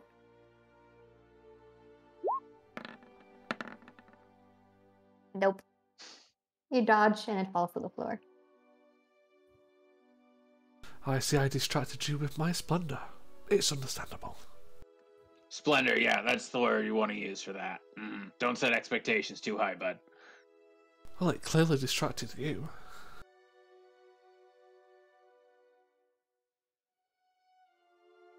Sorry, Professor, he's clearly unprofessional. As Yeah, I you're said, probably not making us look like professional.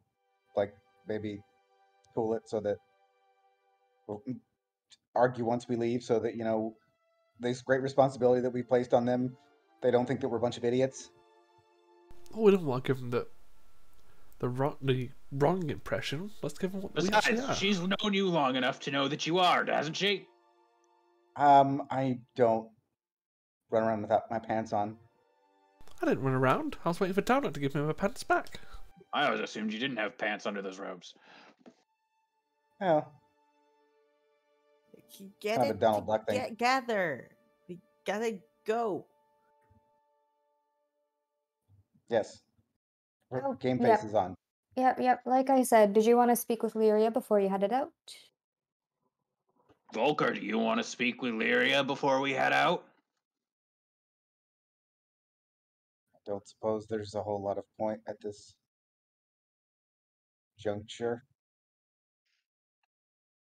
Then I don't think so.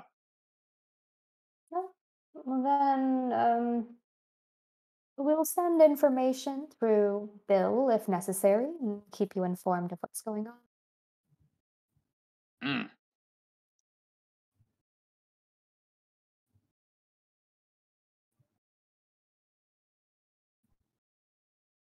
You're obviously welcome to take any food you'd like before you head out.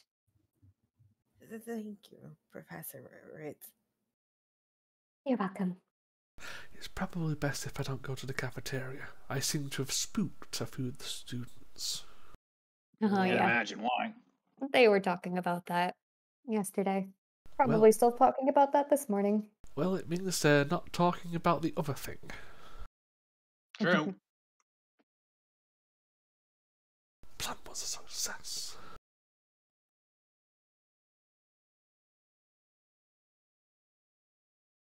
All right, so we leave. Yep. Louise says her goodbyes, attempts to give Volker a hug. Make a dex save. Just arms at his side going, stop hugging me. Apologize for all of the mess that they caused. Oh, no, it's all right. I suppose having something to do against this aspect of fire is better than nothing. Kind of our sad summation of the situation.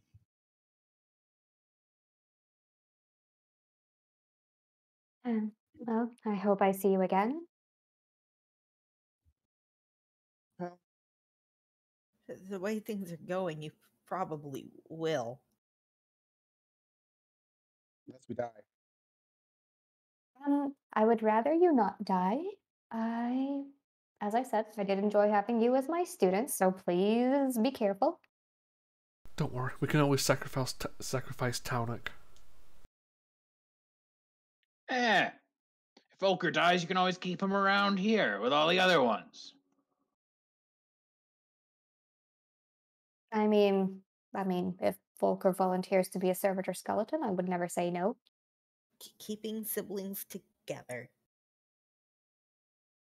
In the creepiest Sibling. way possible. Okay, well, I think I'm done getting more information about the situation. You can make your way down and exit. Oh, return your talismans to Soren, the clerk that has his desk down in the. Yep, got it. Okay, thank you, and see you later. Maybe. And she just lets out a big sigh before turning around and just walking. Well, So that went we well. hit the road. Yep, you go, you return your talismans. Izzy, that was your Vulpin hireling, smiles and says, well, that was a lot of adventure. Ready to go? I assume so. Yep, back to the older heart. I forgot about you. I've been sitting here this entire time. To be fair, Talon, we prefer Izzy over you. Yeah, no, that's fair.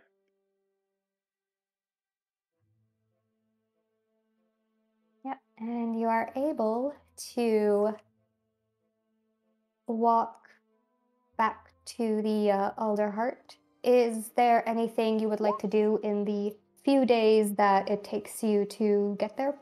Just one thing, which is at some point as we're marching along, Taunok would just bring up, it occurs to me that the only reason that we just went to the avium is because one of the council members tipped us off that we should go there.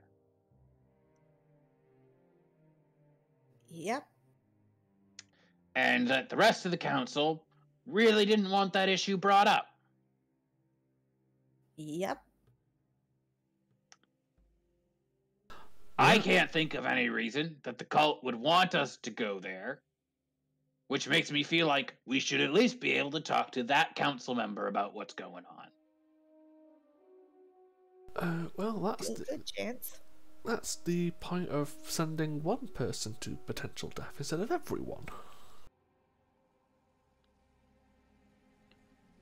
Just saying, if we want to actually improve our odds of not all of us getting outed, since they know that we're a group that goes together, giving that information to one guy, and then letting him do what he wants with it, keeps our hands out of it for the most part. True, but in the same meeting, if we talk to all of them, then we can ask about the other man. But, you know.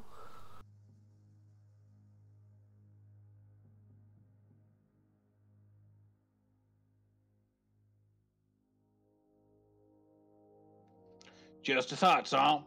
If you wanna go play hero, whatever, by all means, be my guest. Oh, it's not playing hero, it's more of a case of I'm better at running away than everyone else.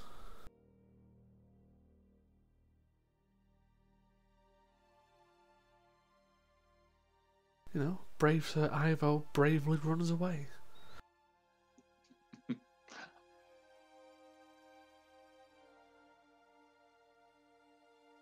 Alright, that was it.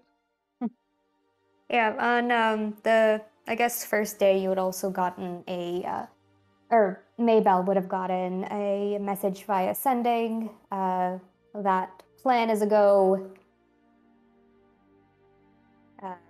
Morgana is back. Research has resumed.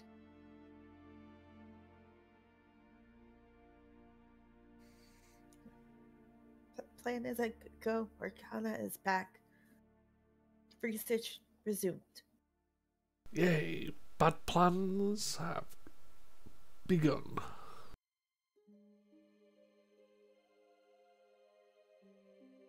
And yeah, you make it back to the Elderheart with no issue.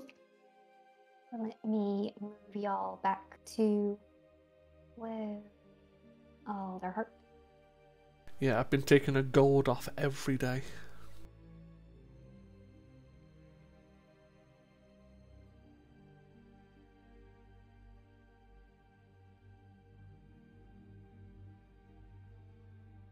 Okay. Reaching the Alderheart, you do see the presence of more perch guard than usual. However, contrary to Maybell's vision, there's no fire or singed parts of the tree.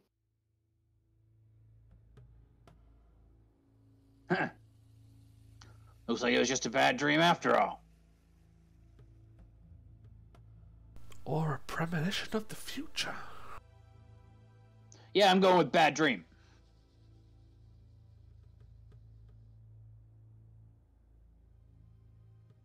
Are you all going to go into the tree and up to the council plaza? Nope. Yeah, I think that was me going up there after giving everyone the psychic ability. If Ivo insists on going on his own and being a big damn hero, Townhawk is not gonna stop him. Okie dokie. I would prefer to hang out in front of the tree where I saw the servant lady. Yeah, you are able to do that. So why don't we start with Maybell, Volker, and Taunok at the bottom of the tree. Is there anything you want to do down there before we move to Ivo? Nope. Nothing of particular note that will progress the plot in any way. Yeah, I would just like to stand at the base of the tree where I had previously met the servant woman in my dream, and look around, see if there's any servants that maybe kind of vaguely match her like outline. Yeah. Make a perception check.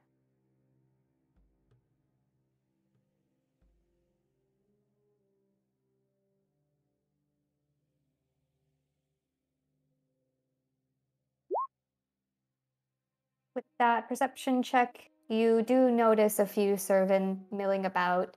You do notice the increased perch guard presence, but none of these servants seem to match the outline of the flaming servant that you saw in your vision.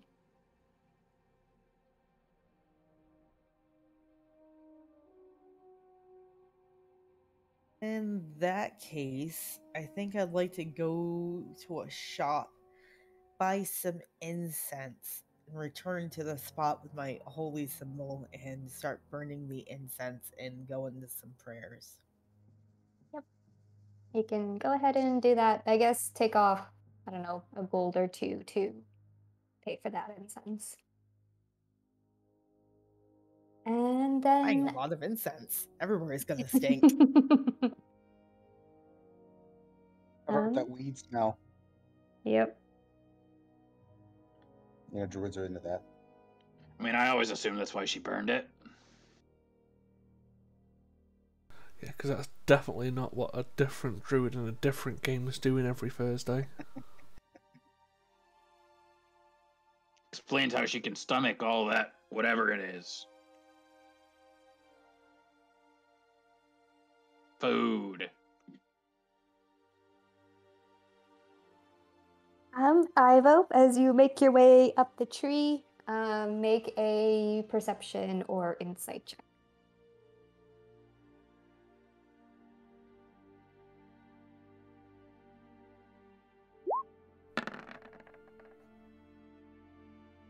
So as you're walking up, you do notice that almost everyone, including the residents of the Alderheart, are kind of tense and on guard. And as I said, there was more perch guard more present, and you also see a handful of folk in the robes belonging to the tenders. But no one gives you problem as you make your way upstairs to the, or up the tree to the council plaza. You meet with the two perch guards that are standing outside, but they kind of just sigh and open the door so you're able to walk into the waiting room. Once you're in there, you see it's filled with folk who are talking over one another.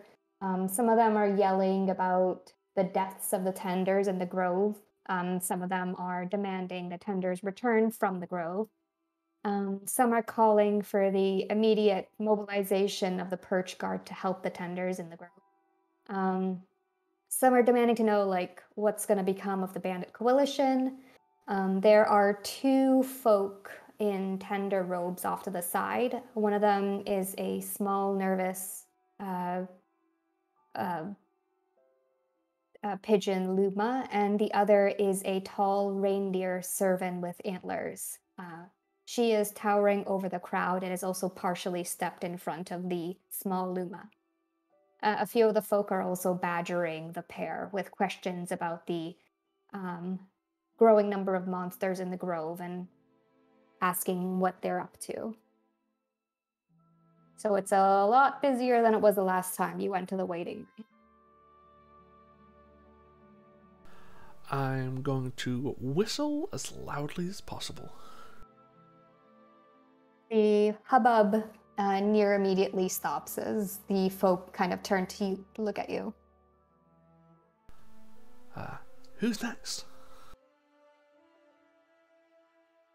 The group looks back at the perch guard, who nods for one of the other folk to come in to speak with the council.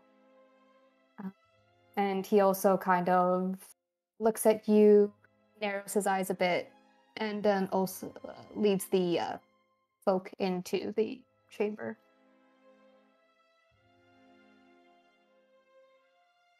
Yeah. As I'm waiting for my turn, I'll just do some small talk, see what I can pick up. Yeah, so you basically are able to chat with the other folk in the waiting room, and you learn that a lot of the there's a lot more monster activity in the Scorched Grove. You learn that two snake-like creatures have been killing a lot of the tenders that are present in the grove. You know that the grove has, since you've been gone, expanded partially into the forest. And that the swarms of ember bats are getting pretty big and moving more and more outside of the grove than usual. And you also know that it seems like the perch guard have announced that they are building a defense against potential attacks from these monsters if the grove continues to expand, as well as any potential attacks from the bandits. But they're kind of spread thin from these two attackers. Does anyone have any more information on the bandits? Nothing besides the fact that they are a threat and are a growing threat.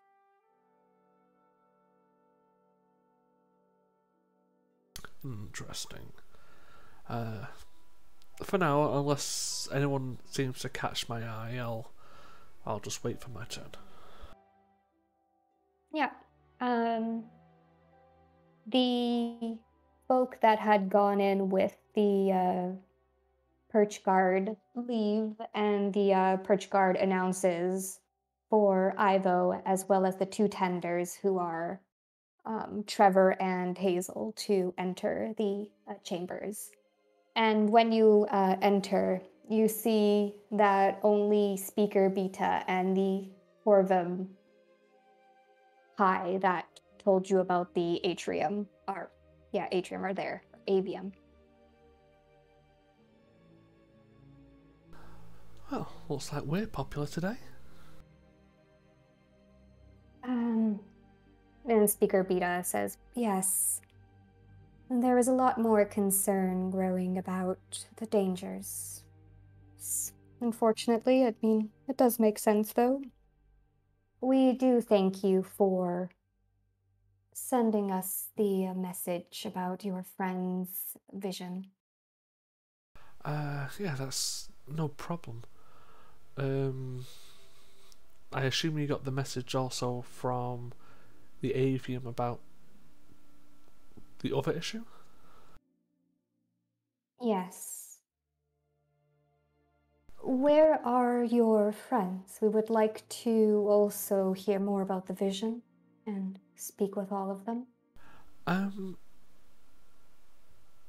They would like that as well, but there's something I have to bring up, and we're kind of wanting to find out what your response is going to be before we do that. Interesting. We would allow it. And she kind of looks from you to the tenders who are looking at you kind of confused. The Luma is kind of like shrinking back, kind of tilting his head. The servant is staring you down. Are these two okay? Yes, they were coming here to get some help with the, what was it, the ash snakes they were called?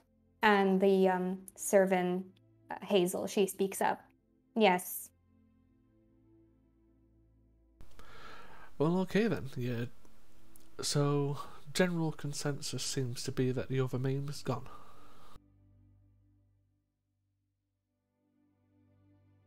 At this, Beta freezes, and the Kai kind of looks between Beta and you. And he says, I believe you should just tell them. I mean, they seem trustworthy. They went and dealt with the avium, and that issue seems to be partially resolved. I mean, she escaped, but now she's gone, so the avium will have no issues anymore. I mean, they do seem trustworthy. And you can see why only one of us came up to bring this situation up. Beta sides and nods and says, yes, we understand. And the two tenders are now kind of looking wide-eyed like, what have we walked into? If you want, I can send them a message for them to come up now. That would be appropriate. We would allow that. Hey, everyone. They don't seem to want to murder us. Do you want to come up? No, but yes. You told them, and they said we should all go up there. You sure that's smart? Well, there's only two of them. Oh, we can take them then. You guys go ahead. I'll wait down here. You coward. Someone's got to cut off their escape. Some internal laughter accidentally gets into the mental feed. Also, they want to know more about the vision, so definitely kind of need Mabel.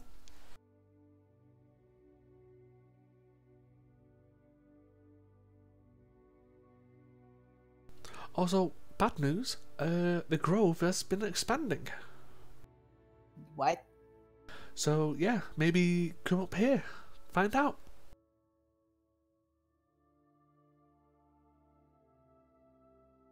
With much a clacking of hooves, Mabel promptly arrives. So I have to say that I'm still very distracted by the fact that there's all these birds, and they're called tenders because I just think chicken tenders. Now I'm really hungry. I love that. I love that. The tenders are an actual Humblefolk like group. Right, because I mean, it makes sense that they would be like grove tenders, like they're like, they tend the garden type of thing. Like I get their use of that word, but I just think of chicken tenders, and I'm sitting here going, man, I want to make some food. See, well, the problem is they keep getting cooked at the grove. Yeah, the puns write themselves with that one. Good lord. I love it. But yeah, I'll let the council know. They'll be here soon.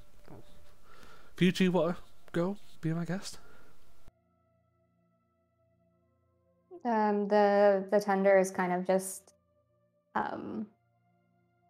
well, the servant shakes her head and says, No, it seems like you will potentially be helping us given that the council has allowed us, or has asked for all three of us to come inside the chamber.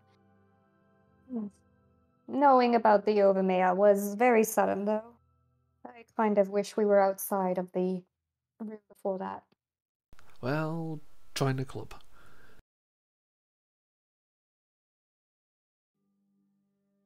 And the Luma Trevor kind of just sits down and is like, has his head in his wings. And yeah, after several minutes, um, Maybell and Volker also walk into the council chambers. Hey, Trevor, do you want an apple? No, no thanks, I'm not hungry. Fair. Yep, I'm just gonna sit right here, and I'm not gonna think about this. Good plan. Thanks. I'm just waiting for Iva to pull an apple out of the non-existent bird ear hole. And an apple appears.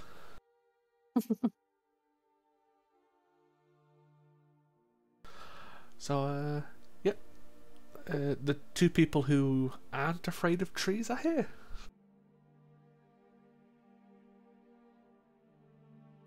Yes, that works.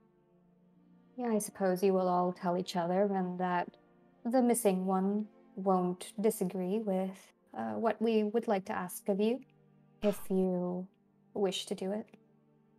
We're also psychically linked, so we can just talk freely with each other.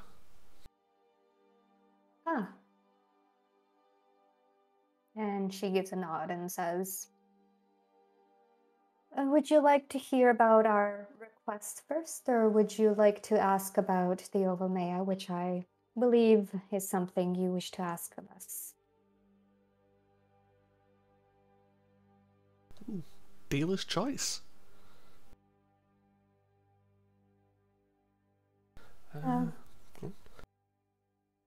Let us get the Ovamea aside. Obviously, as you seem to know, we were not honest about the Ovamea. The council has requested this information not be made public, as you know, but we believe at the very least you four with the psychic link, so six, should know. The Ovamea, it was stolen 5 years ago. Shocker. Stolen from a secret chamber that we have within the council quarters. Our prime suspect was a Vulpin who was once an aide to the Birdfolk Council. We had wished to expand the council to include Humblefolk, making her one of our first choice, considering all the aid that she provided us, but her betrayal obviously has delayed that notion indefinitely. You say her? Yes, the aide is a Vulpin, Kira. Vulpin named Hera. Kira. Oh. We have attempted to search for her, of course, but have not been able to locate her.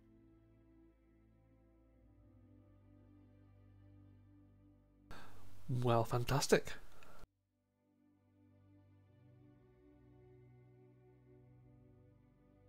And I suppose that is the information we can provide on that. The Ovamea obviously has been missing for 5 years. Luckily, the older heart hasn't been damaged since then, although the expanding grove would indicate that we are becoming increasingly less safe.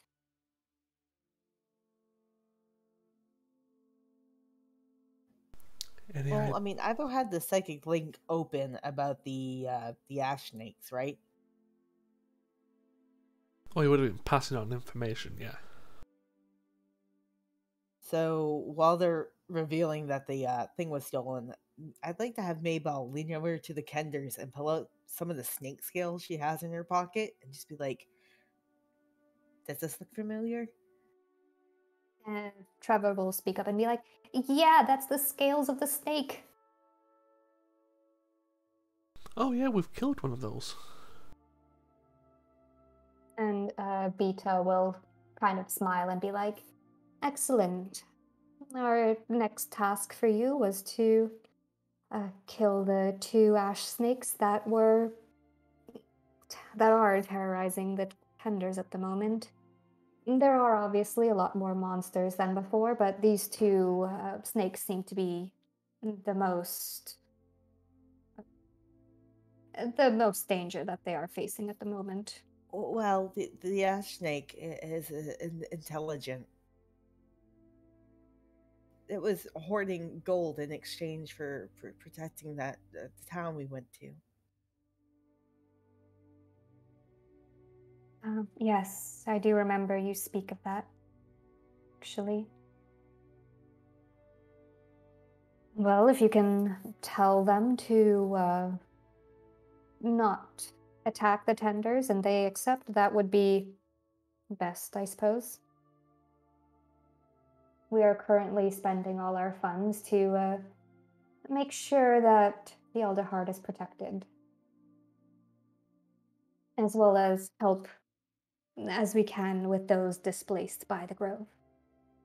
It wasn't a proposal to use funds. It was more of a they could be negotiated with. Excellent.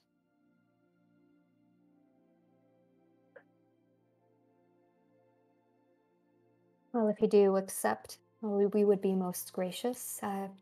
These 2 tenders, Trevor and Hazel, would be your guides through the grove. Ivo, do we tell them about the whole sister and the make an extra oven mayhem with blood sacrifice? I assume you're asking that mentally. Yeah, I am asking that mentally. Probably don't bring up that for now. Sounds like a bad idea. Maybe keep that as agree. a backup in case everything goes to shit.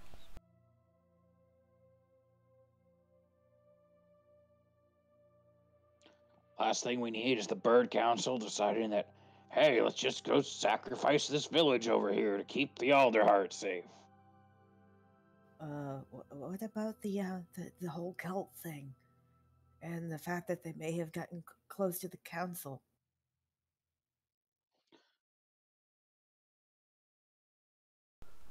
Maybe not push our luck. That might be something we just tell our friend. Okay. But before you leave, we would like to hear more about your vision, Maybell. Knowing as much as we can would be important.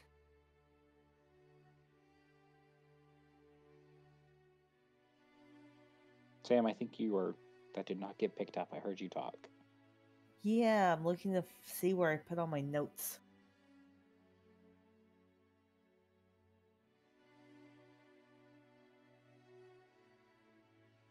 I mean, while maybe I was gathering her thoughts, is there any chance in any possibility of me seeing the chamber where the Overmain was kept? Maybe picking up a clue? Yeah.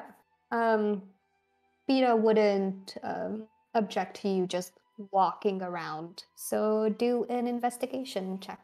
Oh, what? So it was kept in here? Yep. That's not very well hidden.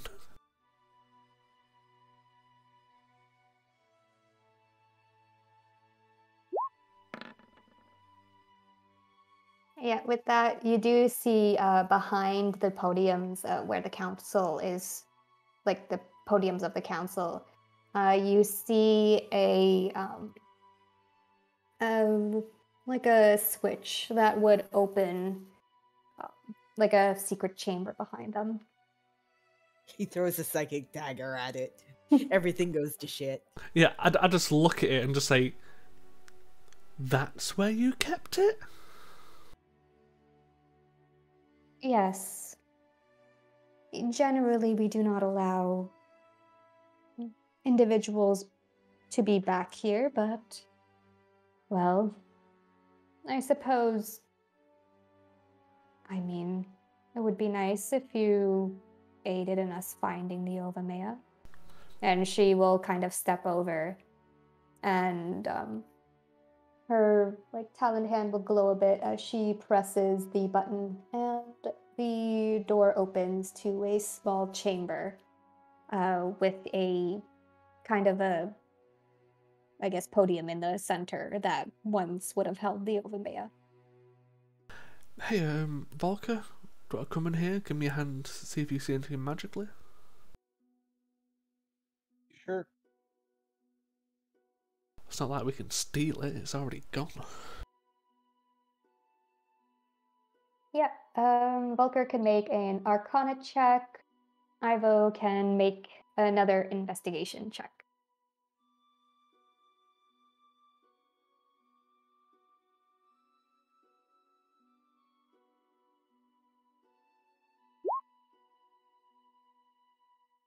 Come on, don't fail me.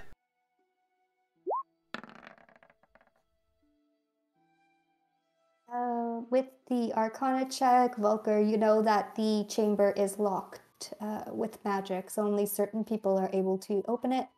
You're guessing the council members and perhaps this aide that was helping the council. Ivo, with the investigation check, you don't see any damage to the lock or chamber door, any damage to the inside the chamber. So likely the door was not forced open or anything.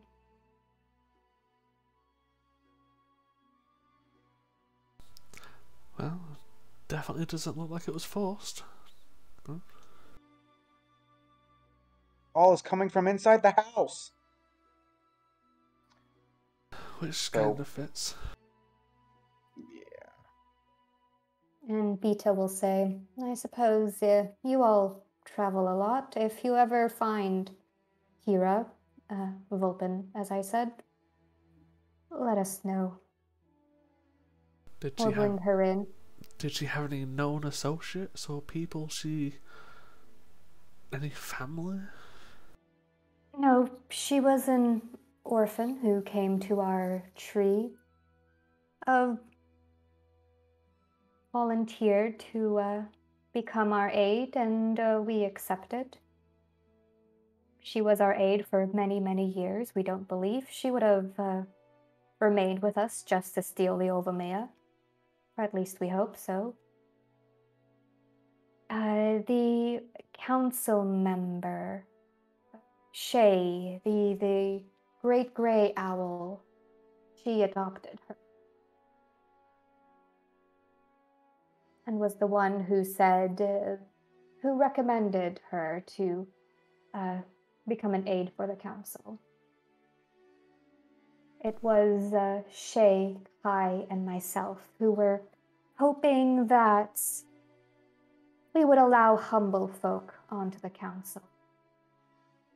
Since then, obviously, that discussion has not continued.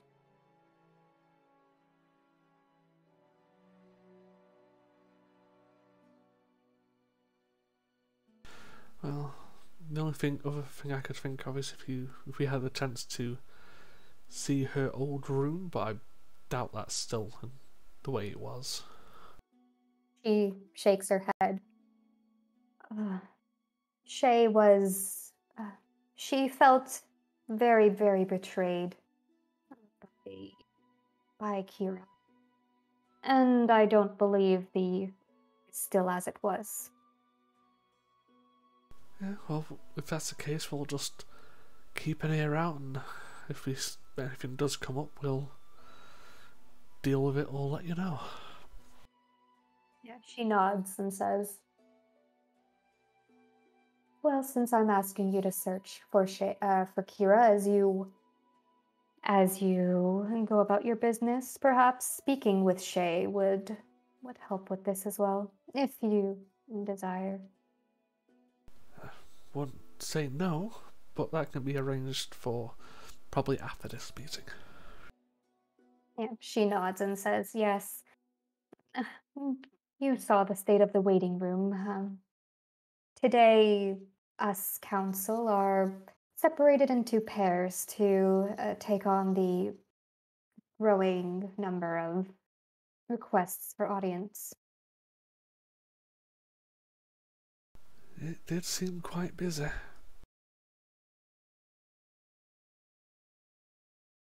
Does she have any known aliases?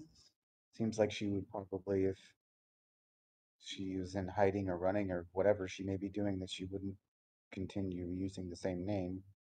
Not that we know of. She was always known to Kira as Kira to us. Which Hmm. could have been her alias, I suppose. She came to the tree very young. Shay took her in. I adopted her, as I said.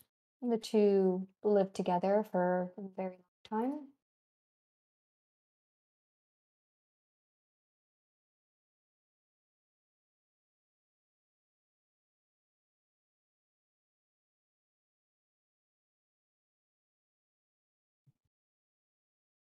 Oh, and we did end up sending scouts to the bandit stronghold. So that job is no longer available, but we will be preparing the 200 gold for helping with the avium. What happened with the bandits? Well, it seems like they are preparing for something. They are gathering more weapons, supplies, and are gathering more numbers. These scouts were unfortunately found before they could discover their plans, but we are assuming there's going to be attack soon.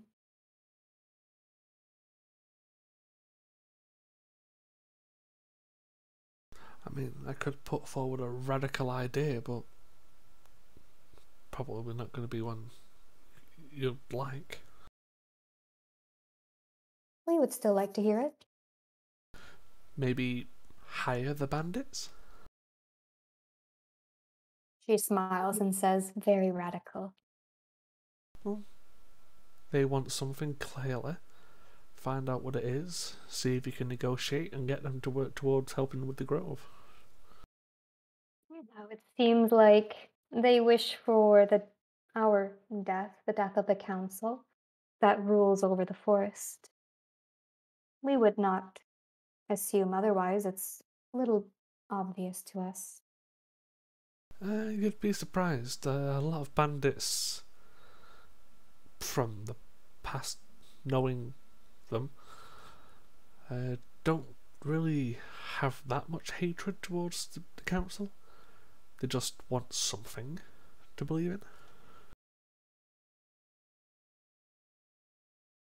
I suppose it is an idea. We will think on it. Very well.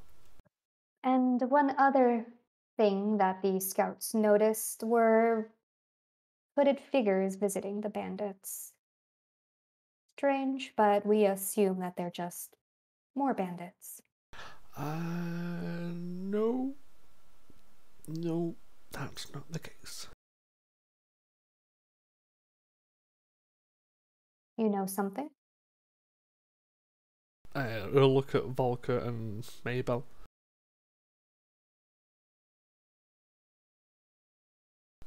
And shrugs like, Well, in for a penny, in for a pound. Promise you won't murder us immediately. It seems these hooded figures are part of the cult who worship the fire.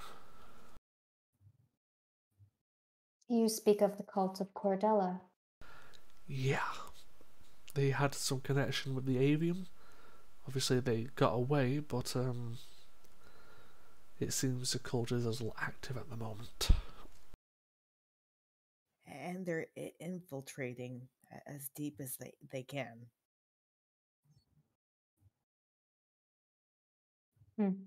We will have to send more scouts immediately. There's even been an accusation to getting close to the council. So that's how deep we're going in for this. I looks really freaked out at this point, but Beta seems to try to remain stoic. Maybell, you would notice it's starting to crack around the edges, but she's keeping herself as tall as she can. Do you know the tender tulip? Beta shakes her head, but looks at the other tenders, and um, the servant Hazel says, "Yeah, I know of her." She's the one that let me in on this knowledge of what to look for. And she nods. Yes, the tenders are aware of the cult of Cordella. Well, they are essentially the opposite of the tenders, you could say. They believe that the grove should expand, destroy the forest, to allow it to be reborn.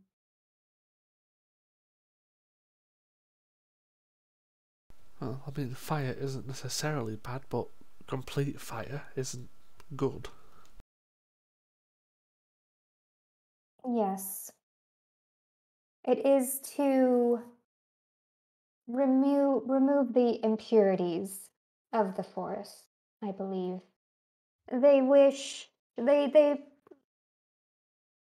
well, and she kind of glances at Beta and says, from the council that rules over the forest to the perched towns and cities above the ground, the forests seem to be made for birdfolk. The cult's belief is that once the forest is burnt down, it can grow renewed, and without this, Bird and she superiority. kind of, yes, that. And Beta sighs and says, we have realized that the forest is geared towards birdfolk. The council will just need to gain more trust in the humble folk. As we said, the betrayal of the Vulpin Kira was quite damaging. It kind of makes the idea of reaching out to the bandits before the cult brainwashes them a bit more of a not stupid idea. Yes, we will be sending some perch guard immediately. In our heads, Volker will tell Taunak, see, look, we have an idea that's not stupid. Mayhaps send a diplomat.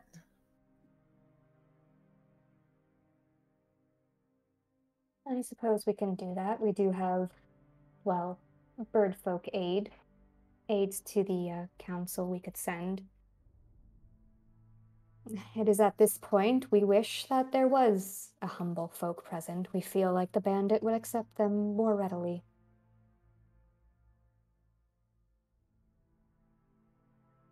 Mentally to the group. Are we the right group of people to do this kind of job? Maybe after we do the clearing out the grove job. I mean, we have a bandit, someone who used to do deals with bandits, a humble folk, and me. Yes, and a towner, whatever that is. So, sounds like it. I mean, this sounds slightly more pressing than going to the slowly expanding grove. Should we put that offer towards them? That's what I'm asking. Oh, screw it. Would you like us to go? To the bandits? Sure, we'll visit the bandits, then we'll head to the grove. And she looks at the pair of tenders. The Hazel says, well, I would rather you come help us right now. As long as these ash snakes are present, they are, well, let's just say tenders are not made for combat. Well, the only reason why we're thinking about maybe talking to the Bandit Coalition is because, one, gestures to Maybell, Humblefolk. Two, gestures to himself, former bandit.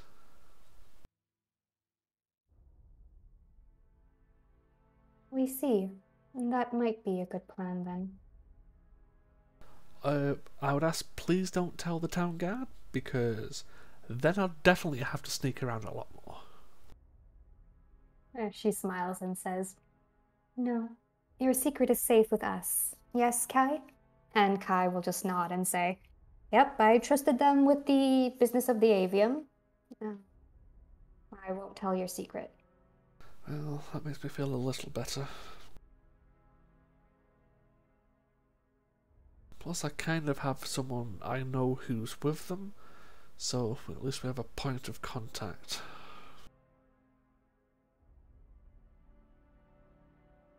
And Hazel says, so what? Are you going to send some perch guard with us to deal with the ash snakes? And Vita will kind of look towards you and then look towards Kai and say, yes. Well, the ash snake you fought. Do you believe that it can be taken down easily? I believe the last one we wrestled it while it was asleep and just murdered it. To be fair, the other one hadn't been. These ones might have been growing for longer. So also, it could be if there's two, they might be a mated pair. It should be fine.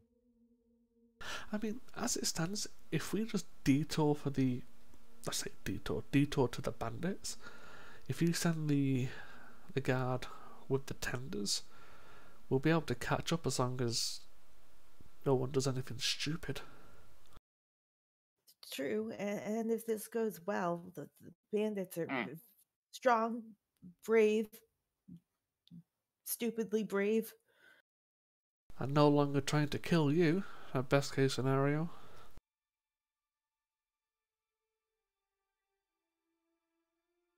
Good. Yes, we accept this.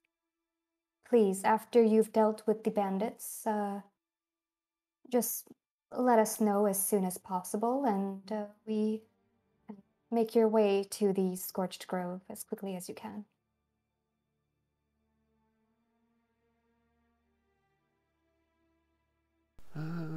Wonderful.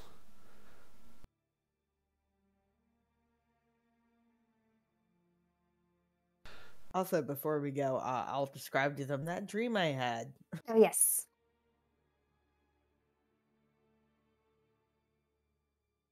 Do you actually want me to describe it, or Nope, that is fine. I was just looking at the notes as well.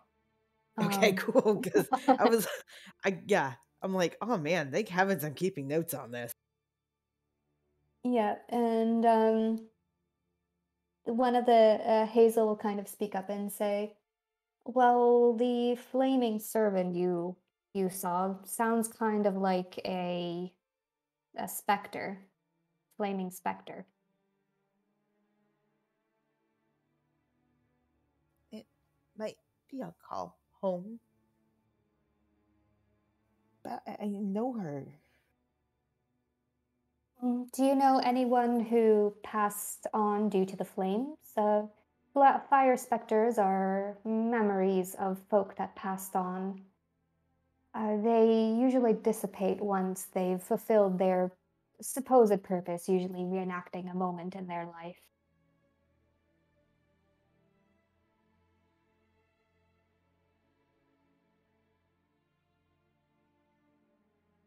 I'll think on it. Thank you for your wisdom.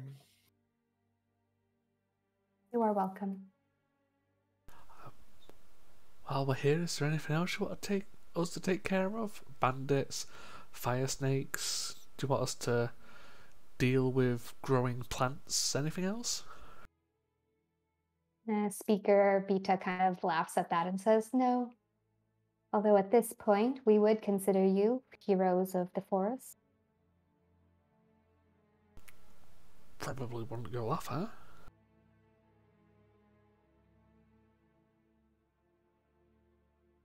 We get like a badge or anything to say that?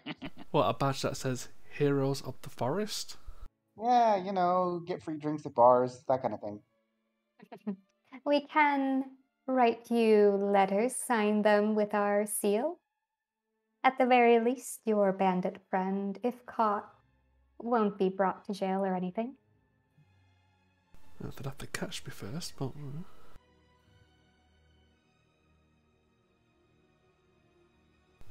maybe we can talk about Heroes of the Forest after we've dealt with the next two jobs on the list. We thank you. Recommend any good shops to find for equipment or anything at all? There is a new shop up in the Canopy Market. An Alarum by the name of Eliza has created a shop there. She has many magical items you might be interested in. Well, might be worth taking a look before we set off to do something stupid, followed by something stupid. Well, I mean, there are a pair of Gerbine we need to check with, eh? Well, it's a trio. Oh my goodness, how could I forget the littlest one? But I can see them in the trunk market.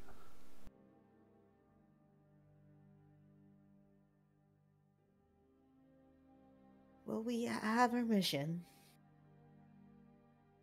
Yes, you are welcome to leave at this point. We would wish to speak with Hazel and Trevor for just a moment so that we can arrange some perch guard to go with them. As well, Hazel, would you please tell us the last place you found the ash snakes?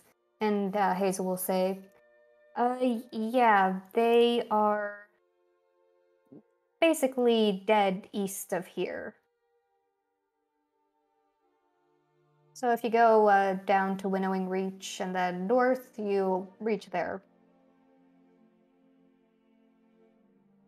Well, at least we know where to go after the bandits.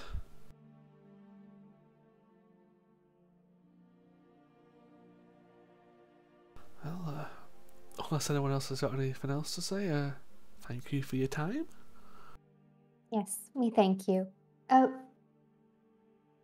No. Letters after, as you said. Okay. You walk away.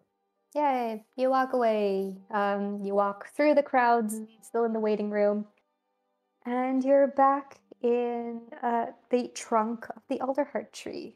And with that, we will end the session.